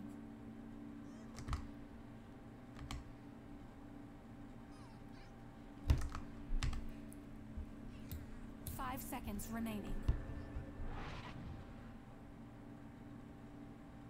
The weird thing is Stonehold Cloak. I want to cook that next, ASAP, but it's actually looking very likely that I'm going to Stonehold next turn one of my blue heroes. There's no point pre-equipping on Jimwee since it doesn't actually get the +2 health if I teleport it. Yeah, I don't think there's any reason to Stonehold Cloak Abaddon with this ability. Abaddon's just too tanky. So that's kind of weird, but I believe I'm just going to hold on to the cloak for my blue heroes next turn. I don't care about these heroes right now. This lane's already done. Let's swap this guy out. Let's see, where can I swap him to save him? Well, I can do this. I'm lucky to survive this. She might just place a minion here to kill it, but I can't really pass the initiative. Oh, interesting. So next turn, this will die, this will die. I might actually want to borrow time immediately because I need a heal for Mystic Flare next turn. 8/8. Actually, that's kind of making me want to Stonehold Cloak.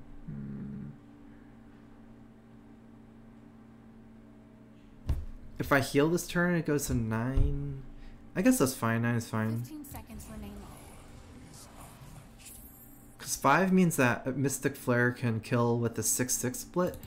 Okay, so if you look at Mystic Flare, deal 12 damage evenly divided among a unit and its allied neighbors. So if there's one unit by itself, it takes 12. If there's 2 units, it takes 6/6. 2 units is very likely because I'm playing my blue heroes here next turn. And if I don't have initial, I'll die immediately. It's just, that's what I was thinking of cloaking. But I think it's still better for me to just cloak a blue hero and then heal this to 9. Which sounds good to me.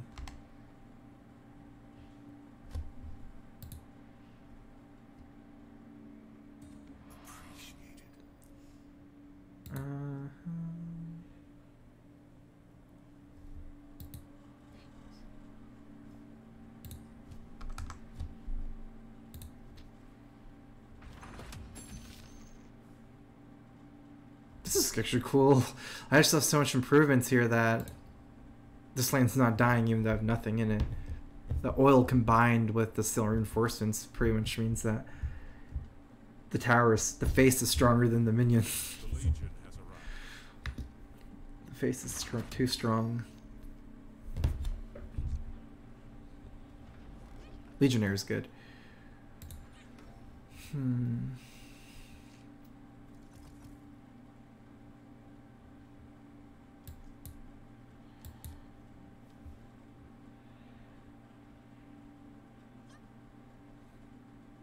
I want to win this lane. I also want to split my blue heroes up. But, I mean, I was thinking I put one in lane 3 so I can win that lane, but there's Ignite there. The tower is doing pretty good. Also, if I get Tower Barrage, I can't actually kill the armor from the Legionnaire. The 2 creeps are irrelevant because it's dying to the oil. So I think I'm playing both in lane 2. There's no reason for me to put it in lane 1, I think, here. Just block this hole, which means that doesn't do face damage anyways. The only thing is I can like foresight mana wise, you know, kind of like different lanes, which might be good. I'm not sure. Don't worry, pal. I'll take good care of you.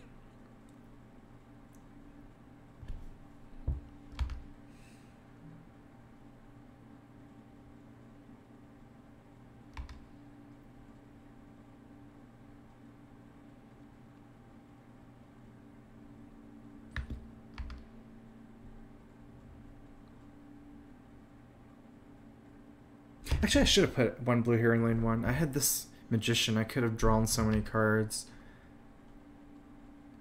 The problem is I actually need to draw cards because I have no eclipses and things like that. Drawing is probably more important, even though I'd rather have the power in lane 2. Like blue heroes is unique because like the spells are kind of even more important than the body in some ways. So Ignite in all 3 lanes. Definitely on kind of a clock before everything dies Ignite. Technically, Selfish Cleric, if you look at it, heals at the end of every combat, fully heal. So, you know, I could 80 this tower at the Cleric, he'll never die.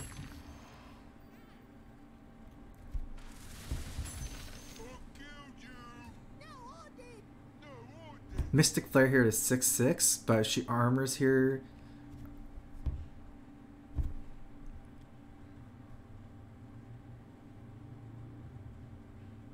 If I Satyr Duelist, then he armors, then 5/5/5. Duelist will die there, but it forces out the Mystic Flare. I think that's still better. Who's ready to play?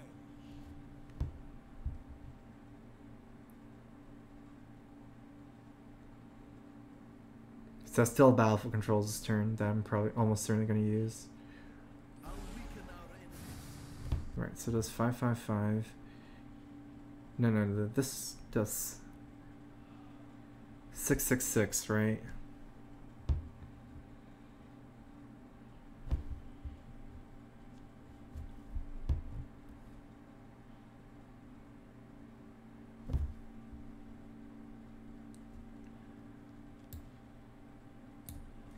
Good.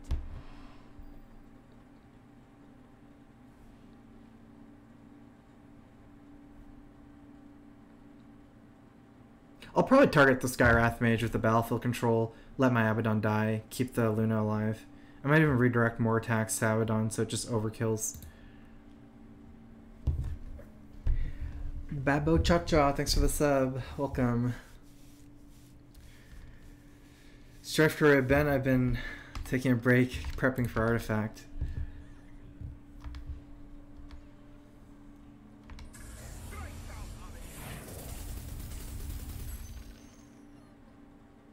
Wait, what? No, it didn't kill this. Interesting. That's a very interesting play. I guess this dies to the guy anyways, but certainly not what I expected.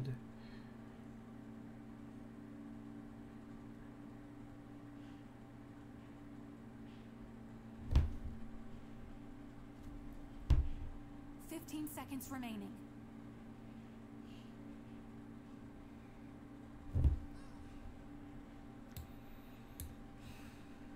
Five seconds remaining.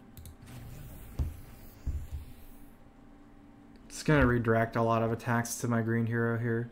I might even redirect this guy here as well to keep my satyr alive.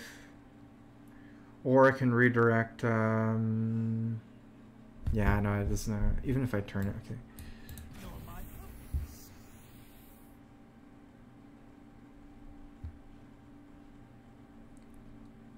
Cloak keeps this alive at like 10, so even the 5 from the satyr doesn't actually kill it. But I mean, I have eclipses and stuff. Every damage counts. You will not find salvation. Lane 2 is the big fight, I think. I think I'm slightly weaker in lane 2 right now, but not by a lot. But I'm way stronger in lane 1 compared to she is in lane 3. My strength is unmatched. I mean, I've already killed lane 1. I'm going for the 80 already. Feel Selena's protection.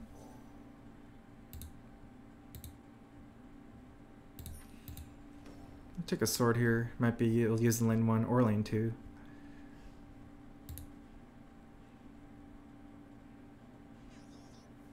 No creep spawn in lane 2 means that a second Mystic Flare can kill any one of my blue heroes, but not both because they're separate. There's no creeps to, split it. This is really scary. It's actually a big clock in lane 2. Ooh, Thunderhead Pack is not ignitable. Don't worry, I got you. I have no green here. I don't think I have a whole lot of incentive to get initiative, although I could draw here.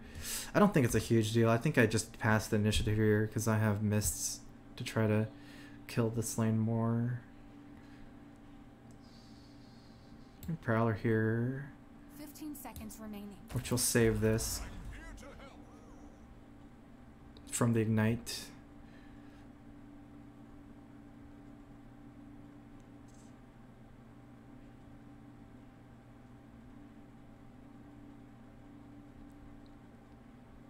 Definitely have to think about Mystic Flare this lane too, though. That's more resources in this lane, but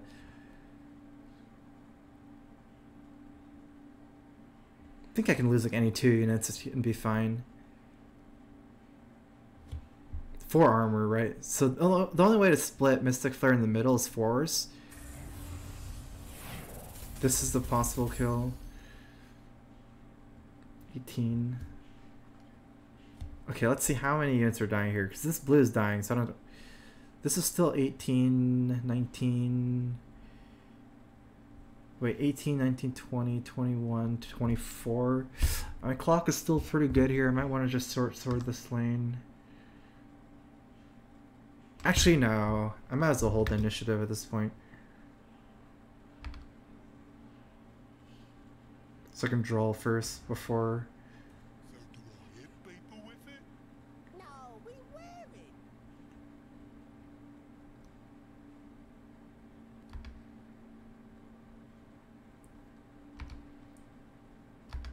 Actually, the more I think about it, I wish I played it a little better, but I think I should sword this lane. 2 damage for the face, and I have Thunderhide Pack next turn. 15 seconds remaining. Oh man, this is great.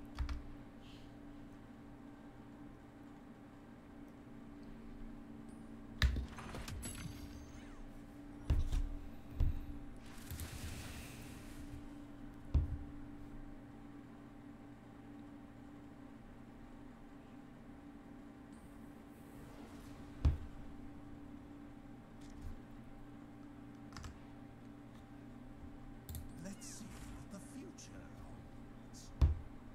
Hmm. A wise choice.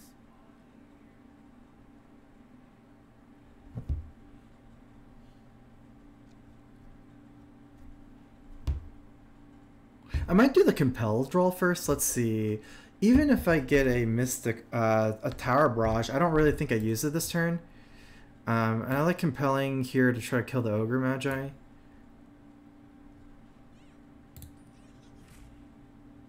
See what we get there first.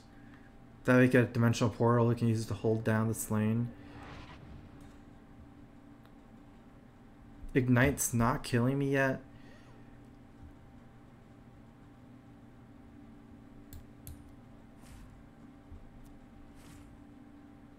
There's our Eclipse. We really need to not lose both of these blue heroes this turn. Okay, right now we're kind of fine.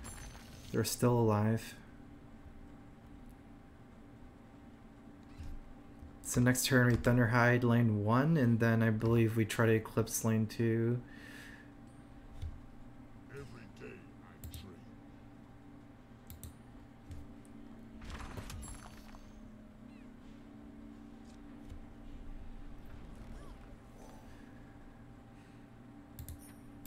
The heal's worth much more. There's so many things for me to heal right now.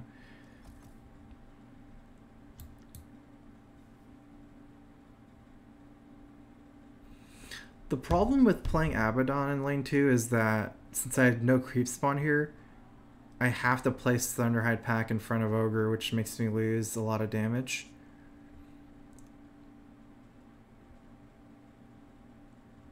But I can Thunderhide Pack here and cast blue spells like Rebel Decoy here.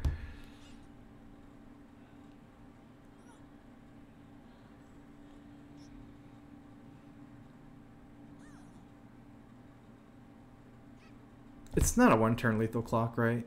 I think I'm gonna go lane 2. It's still a 2-turn clock either way with Thunderhead Pack. I might lose lane 2 tower. That guy's really hard to dislodge because of his ability. So we have initiative. We need to play our Thunderhide before our guy dies. Although we could just play it and then we don't even need a healing salve technically.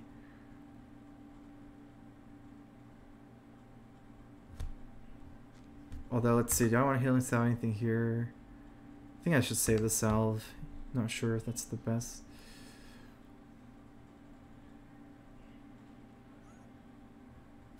Seconds remaining.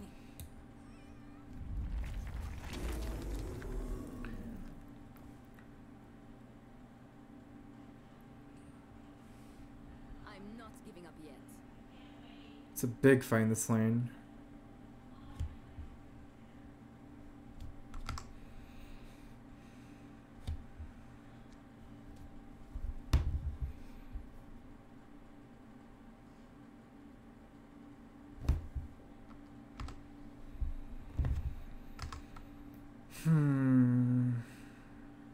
Healing Salve my Luna is pretty important this lane. 15 seconds remaining.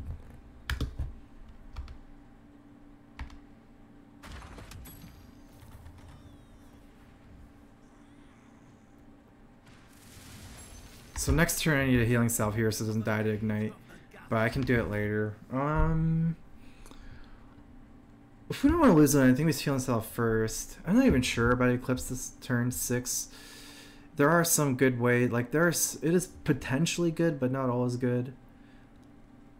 And we could lose Luna to some kind of spell. I'd rather heal first. Appreciate that.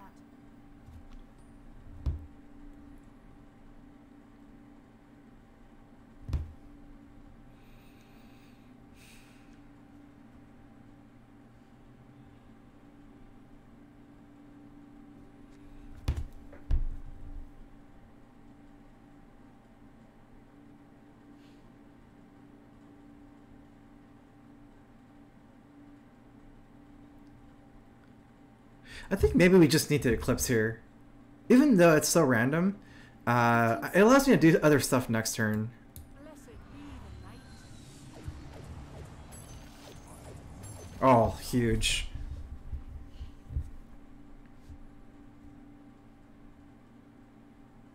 With Force, I'd be wasting a lot of mana. And I might even draw Eclipse next turn, so I might as well like Eclipse into Eclipse or something like that.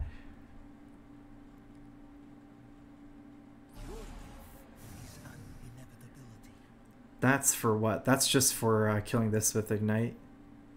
This is dying already. I can try to save my Jimui.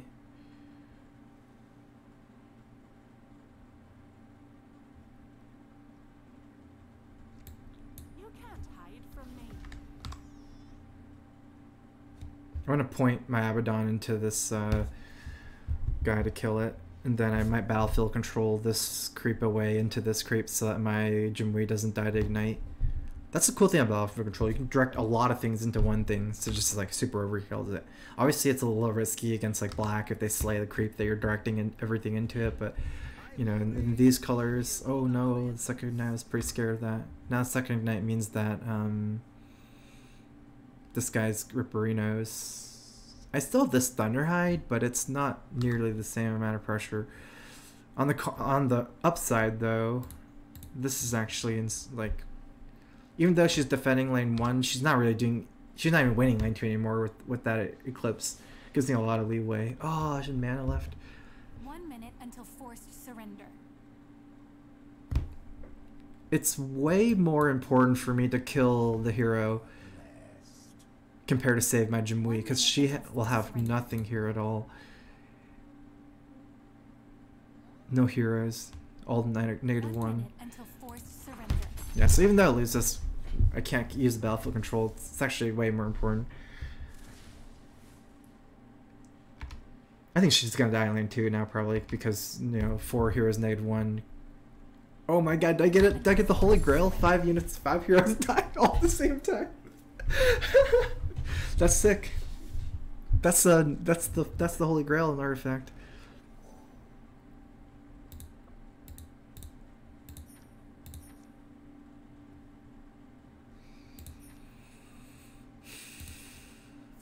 Seconds remaining.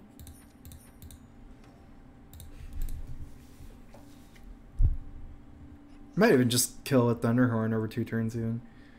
But I probably would win lane 2 actually now.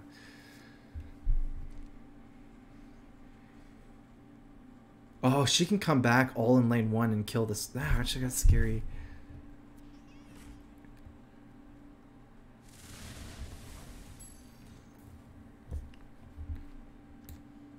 All 5 heroes lane 132 it. If I don't win like this turn, 1, 2, 3, 1, 2, 3, 4, 5, 6, 7, 8.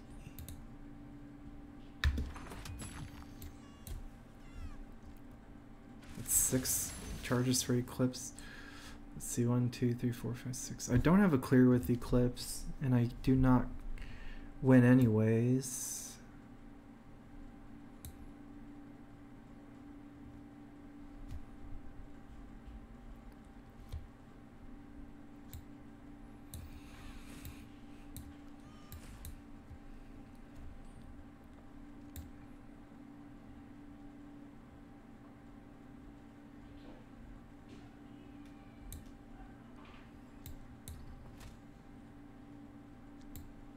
I will have to teleport Luna out.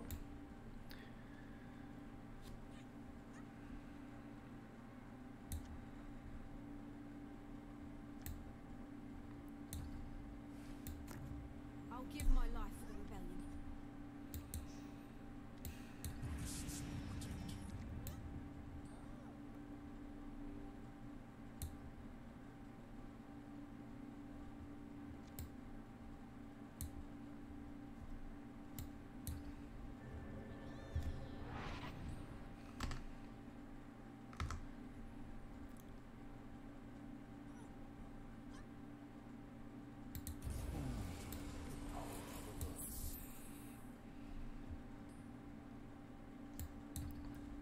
It's gonna make it as hard as possible for this guy to die. I have so many extra items.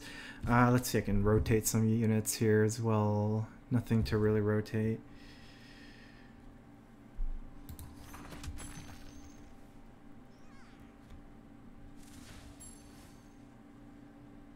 Wow, I didn't get much of a turn. I guess I lost a lot of stuff to ignite at the beginning of that turn. So I wasn't actually able to do that much for my free turn.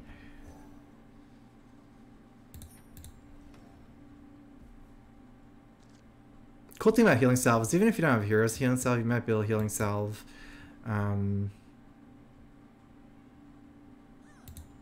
creeps. She can't go 5 in lane 2 because then I kill lane 1. Like, I'll just clear out this lane and kill her, right? So she has to fight for lane 1. It might be a split lane 1 and 2, but it certainly can't be all in lane 2.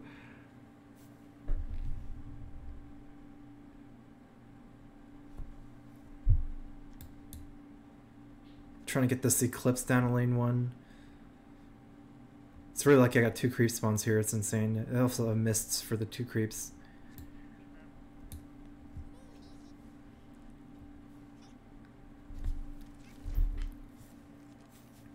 Right. So Luna's 18 health. It's like, it's definitely safe.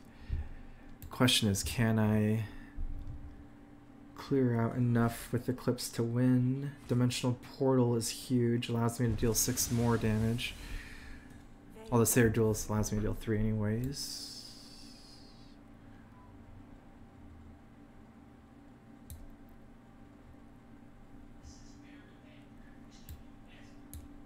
I want to Eclipse early in the turn so I can, you know, she plays more creeps. Ah, that's bad. I still have to Eclipse here, though.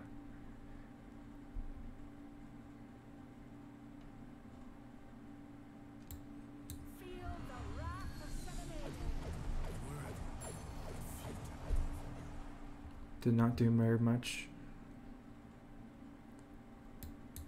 But I mean, it's like, it's a tempo game thing at this point. I have no blue in any other lane.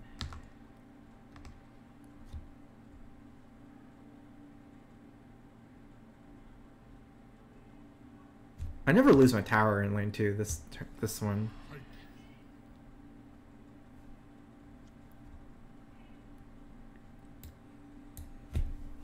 Any kind of cool battlefield control stuff? No, I might as well just play the portal here. I can hold my mana. Let's play the other stuff first. This couldn't come at a better time.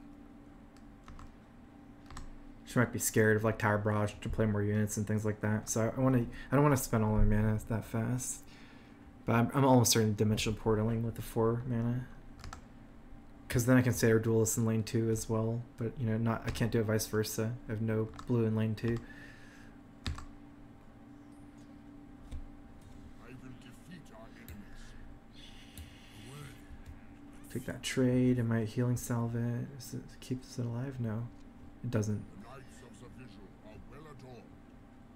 Healing salve heals a 14. Actually, it kind of does.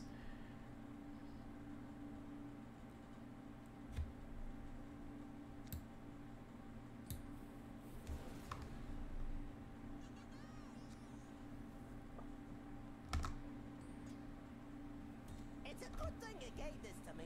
The other one wouldn't. Okay, well, my creep is more important than 2 ignites, right? My creep is more important than the hero. It's bigger and has siege.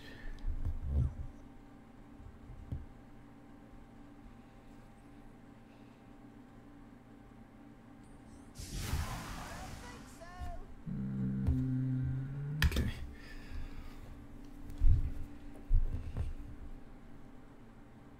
We may not be the strongest.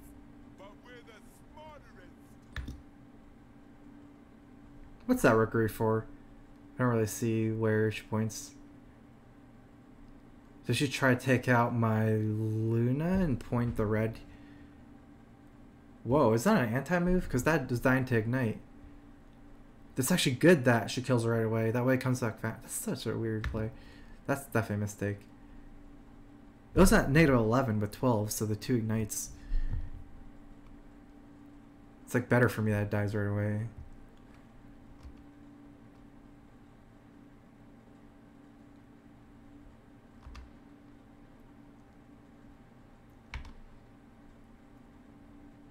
Hopefully I kill this lane at the beginning of next turn. I have Ogre Conscript too. 2 more heroes coming next turn. This is the big difference here. Wait, what? Oh, that turned there. Kill 1 more creep. Yeah, the big difference here is I have 2 heroes coming. 1 hero really strong. I feel invigorated. And she has nothing coming into this lane next turn. As long as I don't die in lane 2. Putting up a good fight, but it's not enough.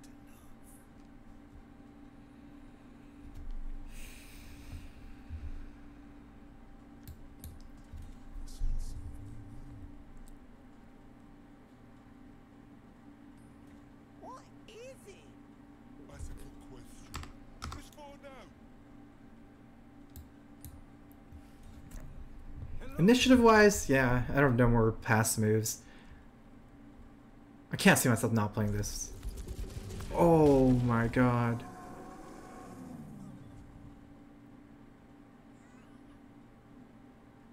Oh, I just lost the game. Oh, if I saved this to block. I did not realize that something. Oh my god, that's bad. Wow.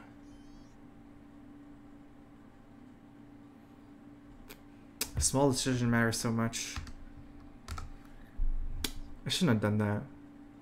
One of the rules like don't do anything unnecessary, right? In a game this close, because I went in lane 1 next turn. Oh, that feels so bad. 1 minute until forced surrender.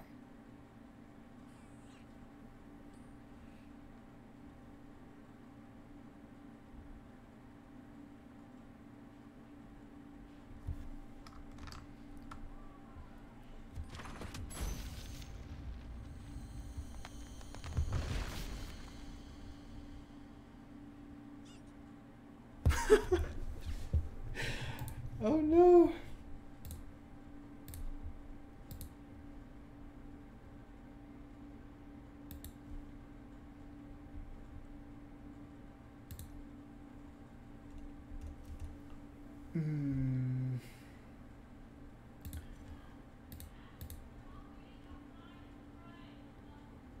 Couldn't use the improvements, no. How long have you been playing Artifacts so far now that the indie is gone? I believe around a month. Maybe a month and a half or something. I totally did not expect to be able to die. I forgot about that card. I should have just held the creep to block it. Especially since my Abaddon was already blocking the creep. Oh. Feels bad. Not sure if I would have won completely. I very likely would have won turn 1 or next turn first lane, but I don't think it's guaranteed. Do you have a feel for how the game's been balanced so far? It's pretty good. I mean, as far as balance goes, balance is more of a thing for like shooters or, you know, something like that. StarCraft. Balance in card game is more like there's a sense of balance, but it's not the same. It's not like every card is the same strength. It's kind of more like maybe every color is viable, you know, every class in Hearthstone, you know, different play styles. That's more of what balance is, and I think its Artifact is well balanced in that respect. It's not like balance as like, you know, Axe is better hero than Keith. That's not balanced like that. Can you quickly share a list? Sure.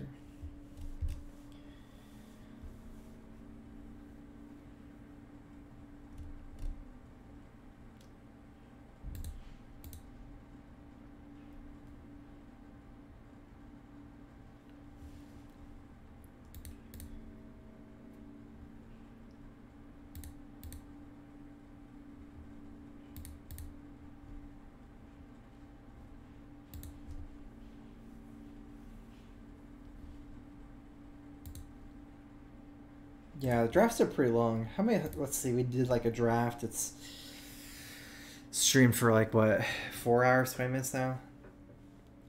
First hour in Hearthstone. I guess our draft will be finished one way or another. If we lose, it's over. If we win, it's over.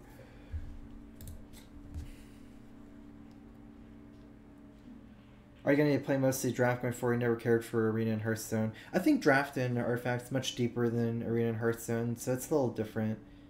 So yeah, I will be playing a lot of draft, but also constructed too.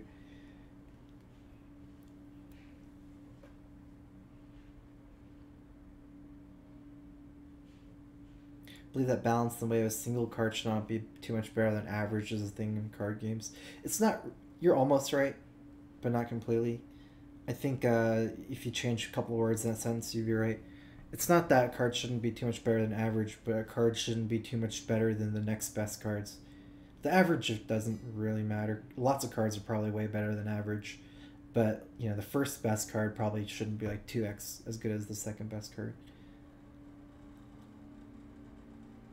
What are your thoughts on Constructed so far? I think it's fun. Actually, I think Artifact is like in a weird spot where Draft almost feels like a deeper game than Constructed for me right now. Constructed, I'm not sure though. Maybe it's just like so little games, like so little a meta game right now because there's no players in beta and stuff. That's really hard to get like Constructed going. But you know, it's just like as far as like skill goes, because you're always like Draft is so high skill level because you're all trying to make the best deck, and that's not trivial. It's not easy drafting Artifact. You know, even compare like Arena and Hearthstone, just like the colors, right? It's like Arena, you just pick like a class in Hearthstone at the beginning, like you pick Priest or whatever, you draft Priest cards.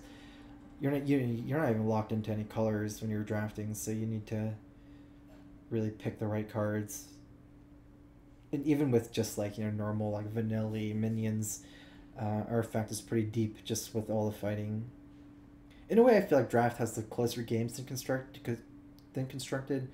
Constructed is more like big picture stuff and less about like meticulous combats. Just because normally it's like not like Draft is a big minion slog. Usually, lots of minion fighting and trading, things like that. Constructed, I think blue is more dominant, whereas Draft it's like more red is dominant. But it's much different because it's not like you're using these blue cards in Constructed. Constructed's a bunch of like annihilations and stuff, which is basically like there's a card 6-mana Annihilation, which probably is the most influential card in Constructed. It's a 6-mana blue card. It says destroy condemn everything in that lane. So, you know, it's very different in the sense that you can blow up any lane instantly, no matter, you know, how strong they are. It's more like it turns it into a much different type of game. Whereas it's a rare in Draft, so you almost never see Annihilation in Draft. It's probably the strongest card in the game, I think. Some people say Time of Triumph is, but I personally think the Annihilation is stronger in Constructed. You have like big snowball strats. Like I play a blue-green deck that's very snowbally and Constructed because you have like Mists, Drow Ranger, you know, things like you can have a lot of synergy for Kana and Dimensional Portal where blue turns into like a potentially really strong beatdown race. Imagine like summoning 3 creeps instead of 2 4s. It's 3 4s or even 4 4s with Drow, like, you know, 3 4s with Mist. It can be crazy in the sense that you can kill people so fast. Then with like Ignite and Kana's card, you can summon like so many creeps in the same lane. So definitely blue is where a color that shines a lot more in Constructed compared to Draft.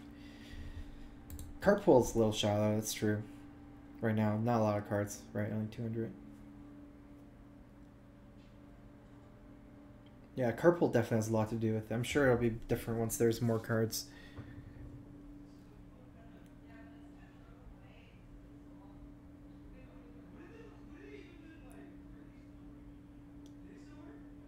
I can't change decks. That's not how it works. I gotta finish my run. I'm not just gonna leave in the run, in the middle of the run. I gotta get up to 5 wins or 2 losses.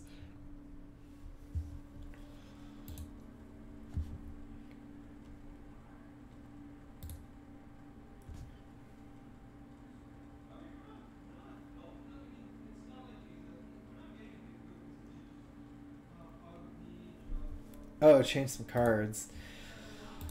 Well, I can look. I think I made my deck fine, but these are the cards I drafted. Let's go look at the right colors. I mean, I could put any of these cards in and take, you know, one out, or even just add, like, I can go to 45 cards, 42 cards if I want. But I think I made my deck fine. I'm not looking to change it. Most of these cards are a little bit weaker, so. Or like the red cards, like Sucker Punch and stuff, that doesn't really work well with only one red hero, right? Because you can only stun the unit blocking it. You don't have many options. Kind of want a fourth foresight in some ways, but I definitely feel like, I mean, I made some mistakes last game, right? I mean, definitely the very last turn, but I kind of feel bad that I put both blue heroes in lane 2 with my Satyr and Mist in lane 1. I think if I put one blue hero in each lane, I would have been able to like foresight lane 1, even then like Satyr, do some stuff, then do also some stuff with blue mana in lane 2. I think that was a pretty big mistake.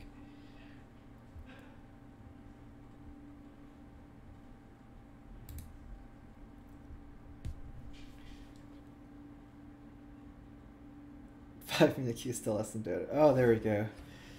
Whoa, back to fighting Reynad. Alright, I'll play one more game today.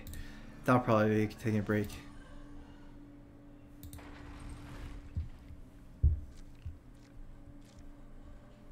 Venomancer, Debbie, blue-green. Oh no, in blue-black. Pure blue-black. I feel like pure blue-black is quite a weak combo. It used to be my favorite combo. It's the most controlling combo you can play. I tried a lot of blue-black and constructed. The problem is your heroes are all so squishy and they all just die with blue-black. Because green heroes and red heroes have high life. Blue-black are both squishy. So I kind of give up on the blue-black combo for a while now. Oh, this again. Going for the kill.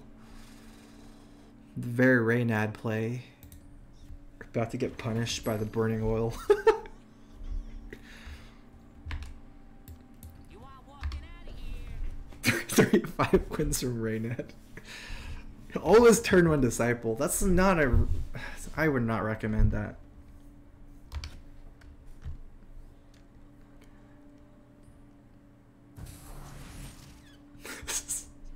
Some shenanigans going on. So this is like pure face aggro, right? With these cards. Blue black and constructed can be very controlly. He has Sky Wrath, Ignite, Venom Wards. Assassin's a very strong card. Devi's whatever. I think I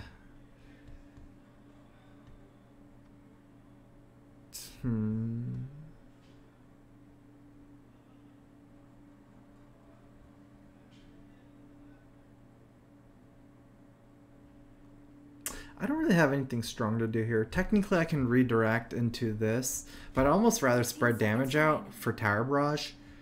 I guess that means that it is kind of good to redirect. I really want to compel this into here, but it might get Debied.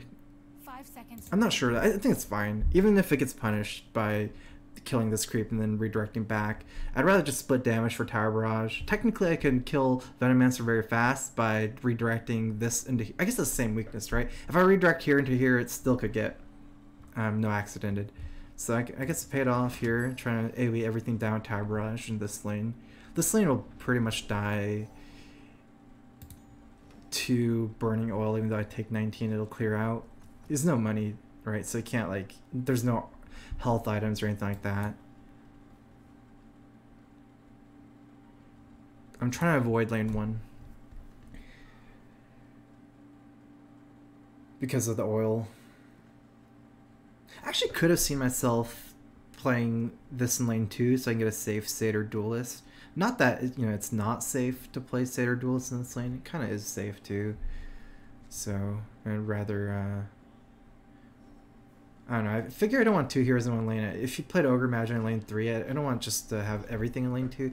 But maybe I consider it a little bit of a mistake. Oh, Debbie turned. Not good for me. Because Debbie would have died to the thing.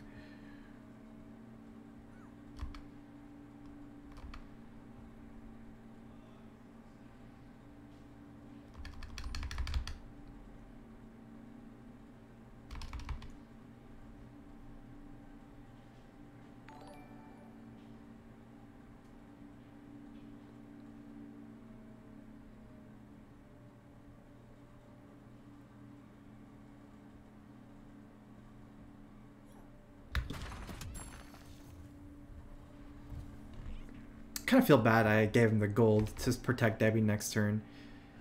And I'll probably have to place this here.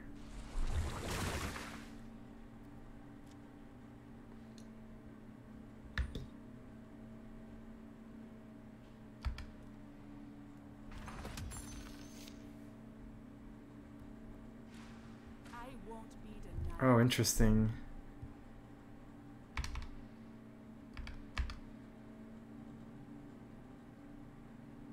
Tower Barrage definitely looking better. I can cut off the blue immediately in case he has Dimensional Portal and stuff and Ignite. That's pretty big. Unfortunately, I lose my duelist this turn, but also I can rookery. And I can rookery here, so I can kill the ogre next turn, which is very important. So I'm actually just going to barrage then. Too easy. Because I want to use my mana for rookery. I'll tear it down.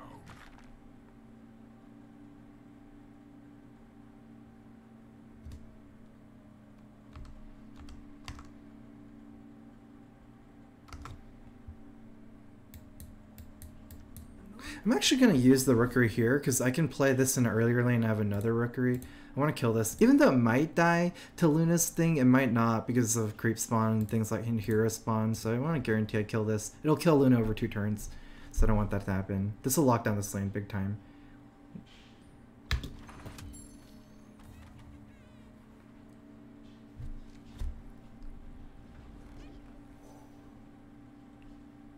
$18 gold. Can we actually save for Horn of the Alpha?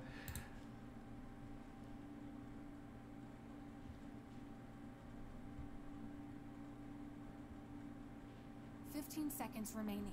I'll probably kill 1 or 2 heroes this turn. Okay, let's do it. I'm gonna save for Horn of the Alpha. If we get 2 heroes, we might have to save over 2 turns. It feels bad because I really wanted my Jimui to get cloaked so I can fight Debbie. Ooh, no spawn here. I don't really know if I want to take 9 damage. I might lose the tower to Debbie. I have a green coming next turn, so even if I take 9, I can play with my green hero here. I don't really want my blue hero there, because blue hero here means that 15 seconds remaining. it'll die for free.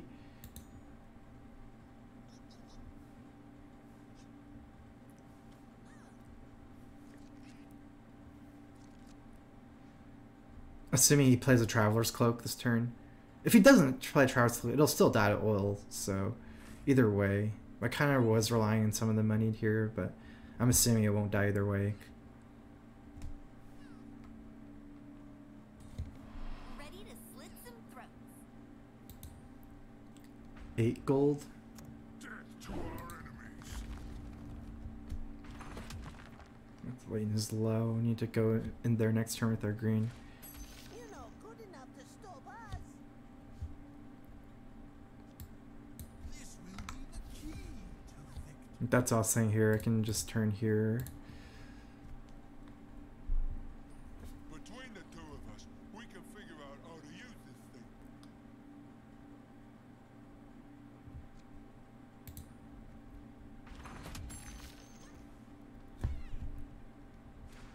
Don't think you're safe.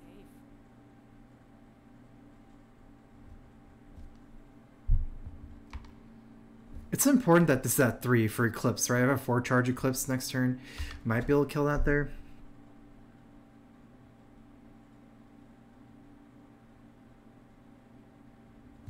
It looks like we might want to shield this to protect our Luna. I don't know if it's even that bad if Luna dies here, 15 because then we can seconds move remaining. it.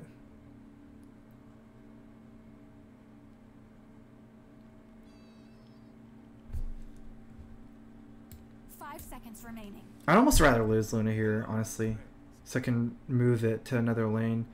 Unfortunately, from lane 3, Luna doesn't buff Eclipse until the end of the turn. And I almost rather lose. Like, it cost me the Satyr Duelist, right, to save it with the shield, which is expensive. This actually threatens the tower way faster than Luna, since it grows every turn. So getting down the Satyr is super important, I think.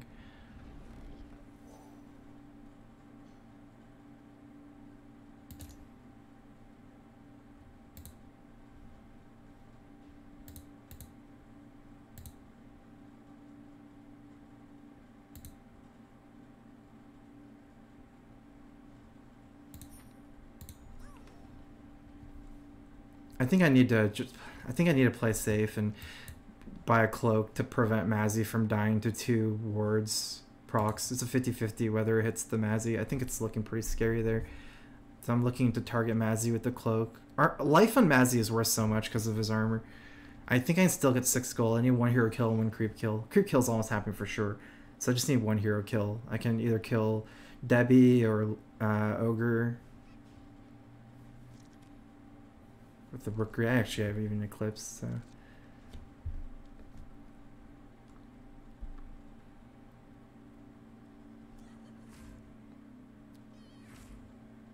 Oh no, we didn't save this tower at all.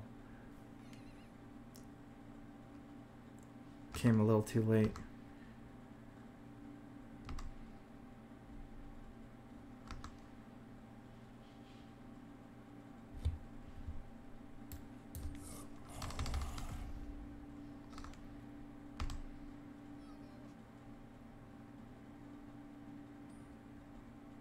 Our lane 1 will die.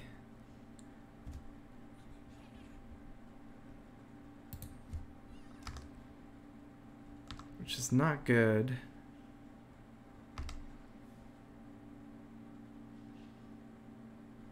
The good thing is I'll have a lot of money, hopefully, to buy the Thunderhorn Alpha next turn. He actually has 2 gold and he's already used all his items for tempo early.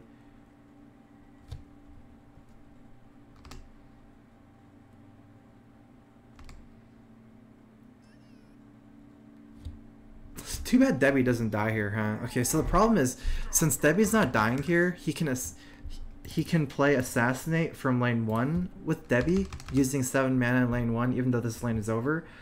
And he can kill whatever unit I play the Horn on. Actually, if I play a Horn in lane 2, he has to decide in lane 1 what to assassinate. I think it's fine.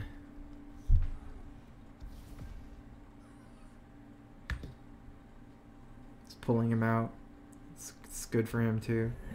Not the worst.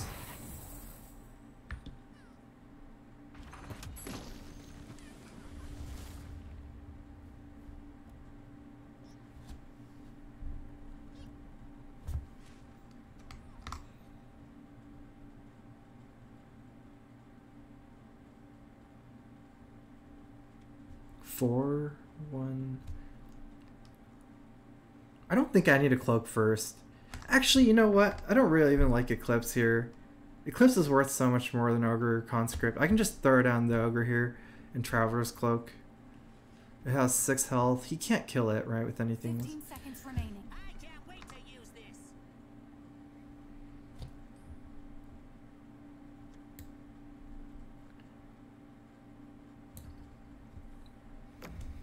I'll destroy our enemies. Nice, that's dead. I have an option of turning this here, which might be useful for Eclipse and stuff. I think I'm playing Luna in lane 4 next turn, because that one I need strength. This lane is pretty much done for him, I think, if he's passing here. Don't have to be worried about 80 in lane 1. 15 seconds remaining. That's fine.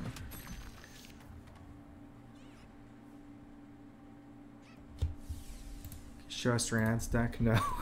I cannot show you Reynad's deck. That's his deck. I don't know what it is. Yeah, so his headshot is activated. He can deal 5 damage.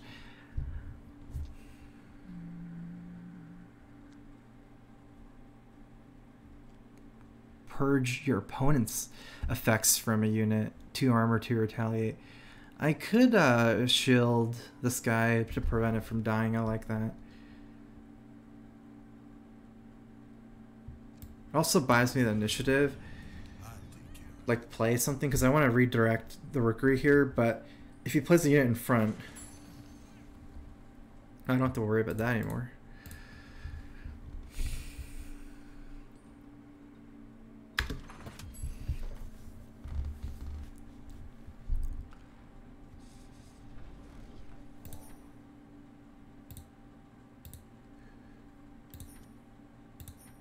I might TP out my lane 1, it's useless. Unless I'm threatening the 40, which is not. This Burning Oil means they can't kill me with Creep Spawn no matter what, right? So I'll probably TP out the green this turn in lane 1 so I can use them to fight. 1 blue in each lane allows like 2 Eclipse Beacons, so that's an easy deploy for me. Deploying is actually really hard skill and artifact. Can't you see the opponent's deck during a game? It's the deck icon. No, no, no. That's last card played. You can't do that. If you show me how, I'll gladly pull it up. That helped me a lot. I probably would have lost last game if I knew that DPM Licious had a Thunderhide Alpha. You used to be able to see at some point in the beta, but I think it was like developer tools, like to test.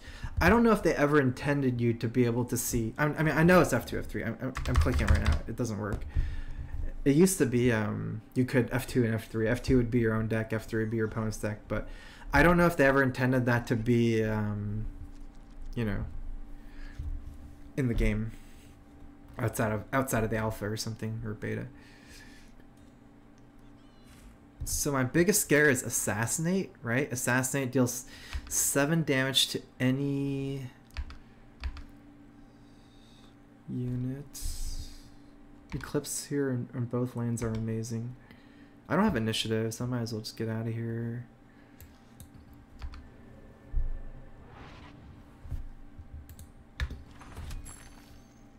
Let's see what he does. He has 2 Assassinates. I'll probably equip the Horn on the one that he doesn't assassinate. The good thing is Horn is 4. I can equip Horn here and it won't die. If I equip Horn here and it dies to assassinate after equipped, I don't get to make the Thunderhide, which is super, super sad for me.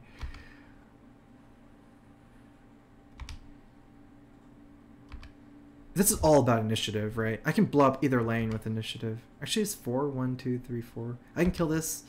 I can also kill this as 5. Okay, so I can't eclipse that lane anymore.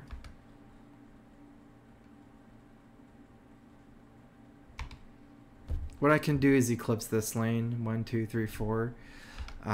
This is kind of awkward because if I play Horn of the Alpha on my green hero, if he has a second Assassinate, he can take this guy out. I might actually not be able to. Anyways, let me do the eclipse first. I'll do that no matter what. I wonder if I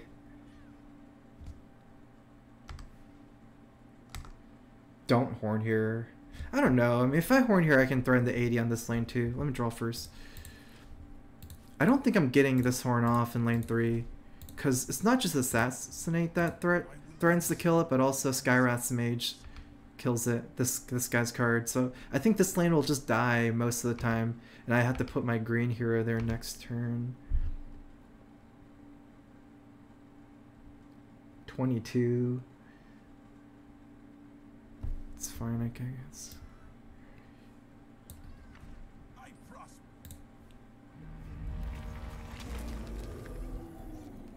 I'll try to 80 this tower and defend lane 3 with my life. Lane 1 is irrelevant because of the oil. There's no way he's aiding me. So yeah, I'm assuming I lose this guy instantly. But I have another green coming. I have 2 green minions to use as blockers.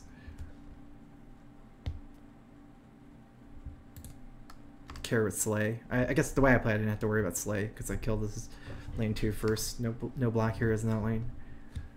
So yeah, Assassinate or Mystic Flare, since it's alone 12 damage, right? Since I was never going to get the Thunderhide pack this turn, it's too risky. If I held that, I'd probably have to wait for Abaddon and then go immune and then do it. Yeah. But the good thing about this play is, even though he killed this here, I have 1 green coming. This green here is very hard to kill.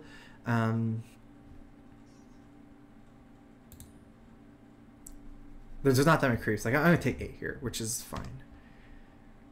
Now I have 1 green coming and then another green and a Luna coming next turn for Eclipse on turn 9. Next turn I'll try to defend with these. So I can stall this lane out quite a bit. I don't even think there's that many turns for him because this is so much damage. If he has Annihilation, then he can... You know, that's why Constructed is so different. Like, coming in with a blue hero Annihilation is insane. I'll probably equip the short sword into lane 2. Oh my god, I have a Vesture. So this is 2 gold. If I kill 1... If I Vesture, I basically win the game on the spot, because he'll never kill lane 3 if I can equip the Vesture. It gives my tower 3. 15 seconds remaining.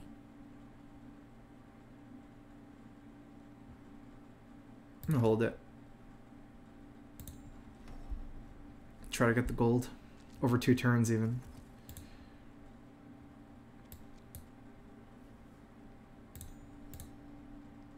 I got blown by random alpha, but I could play around it. I think that's definitely a mistake because that's a card that exists in draft, and I totally didn't need to play my minion like that.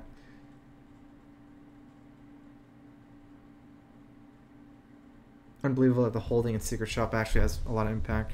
Oh yeah, and next turn it's not just one pack. Next turn I can make another one. So that's a lot. The Thunderhide pack is insane card. So he played one blue here. I hope he doesn't have Annihilation.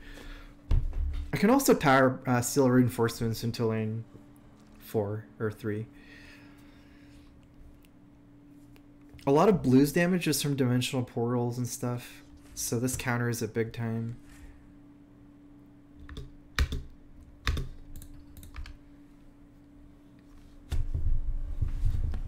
Technically, I can eclipse his guy. Actually, no, maybe not. Can I do it? I can eclipse 4 charges. That'll kill it. I'll push 13 more damage here. But then I can't steal reinforcements. I think that's fine. Just to play around random. Technically, it plays around Annihilation, even though it's very rare. Mana-wise, it's... yeah. I don't think that eclipsing next turn into this lane's that good with all the creeps. Venomancer makes a creep. It's only 5 charges next turn if I place... like, it'll be 5. It's actually not enough. 15 seconds remaining. Yeah, it keeps Annihilation out of mid for 2 turns, not even 1. Because he has no blue hero coming in. Assuming he doesn't, like, blink dagger a blue hero out or something. I can also use my mana perfectly. I'm assuming I threaten lethal next turn almost for sure.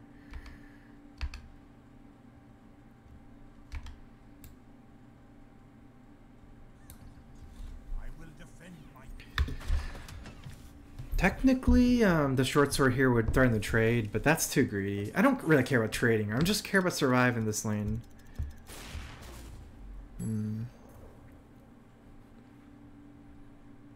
I guess good thing is like that's all his mana, right? So let's target something. Don't think it matters enough.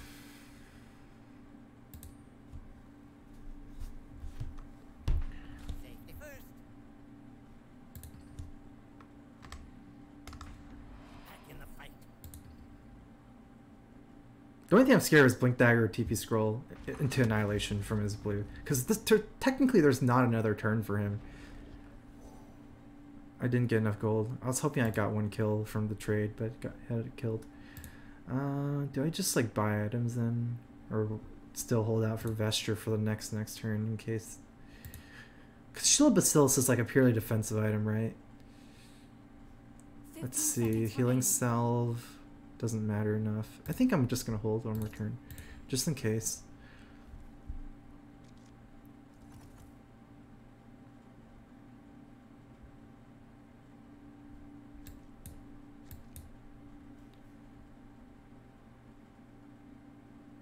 I might want to play my green here so that I can use my mana.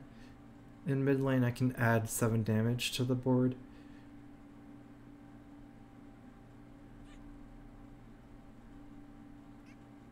Blue here just in case.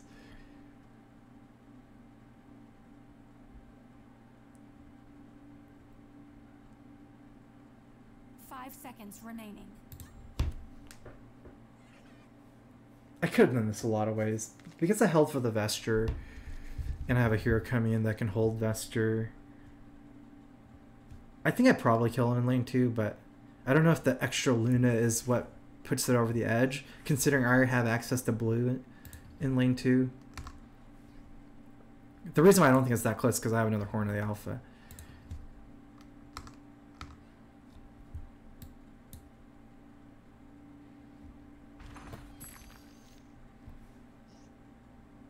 And the good thing is it's 11 health, so you can't even assassinate it first. Can you ever kill it? 11? No, right? That means that I should play Steel Reinforcements first in this lane, in case he assassinates a red hero.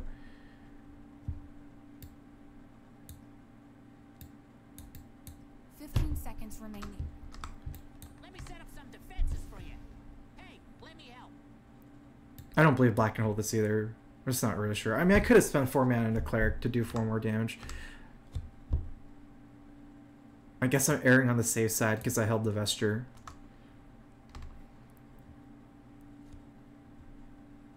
I saved my 1 mana for battlefield control. This to the face, right? If it's 4 more damage. So I can still do 1 cleric. No, I was trying to... Okay, that's over. He has no more mana here.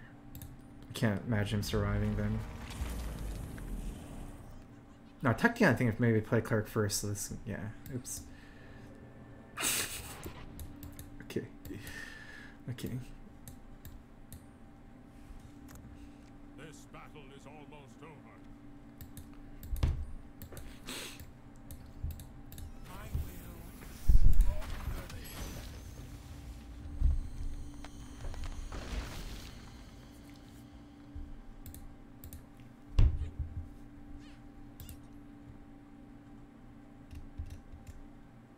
No annihilation. I was wondering if there was.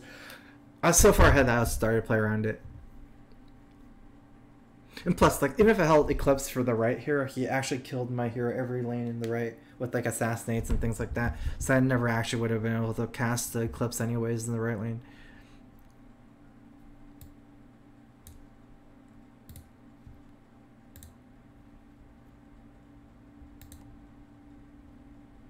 Ooh. Oh, 1 perfect run. It's I guess it's perfect even if you have 5-1 and not 5-0.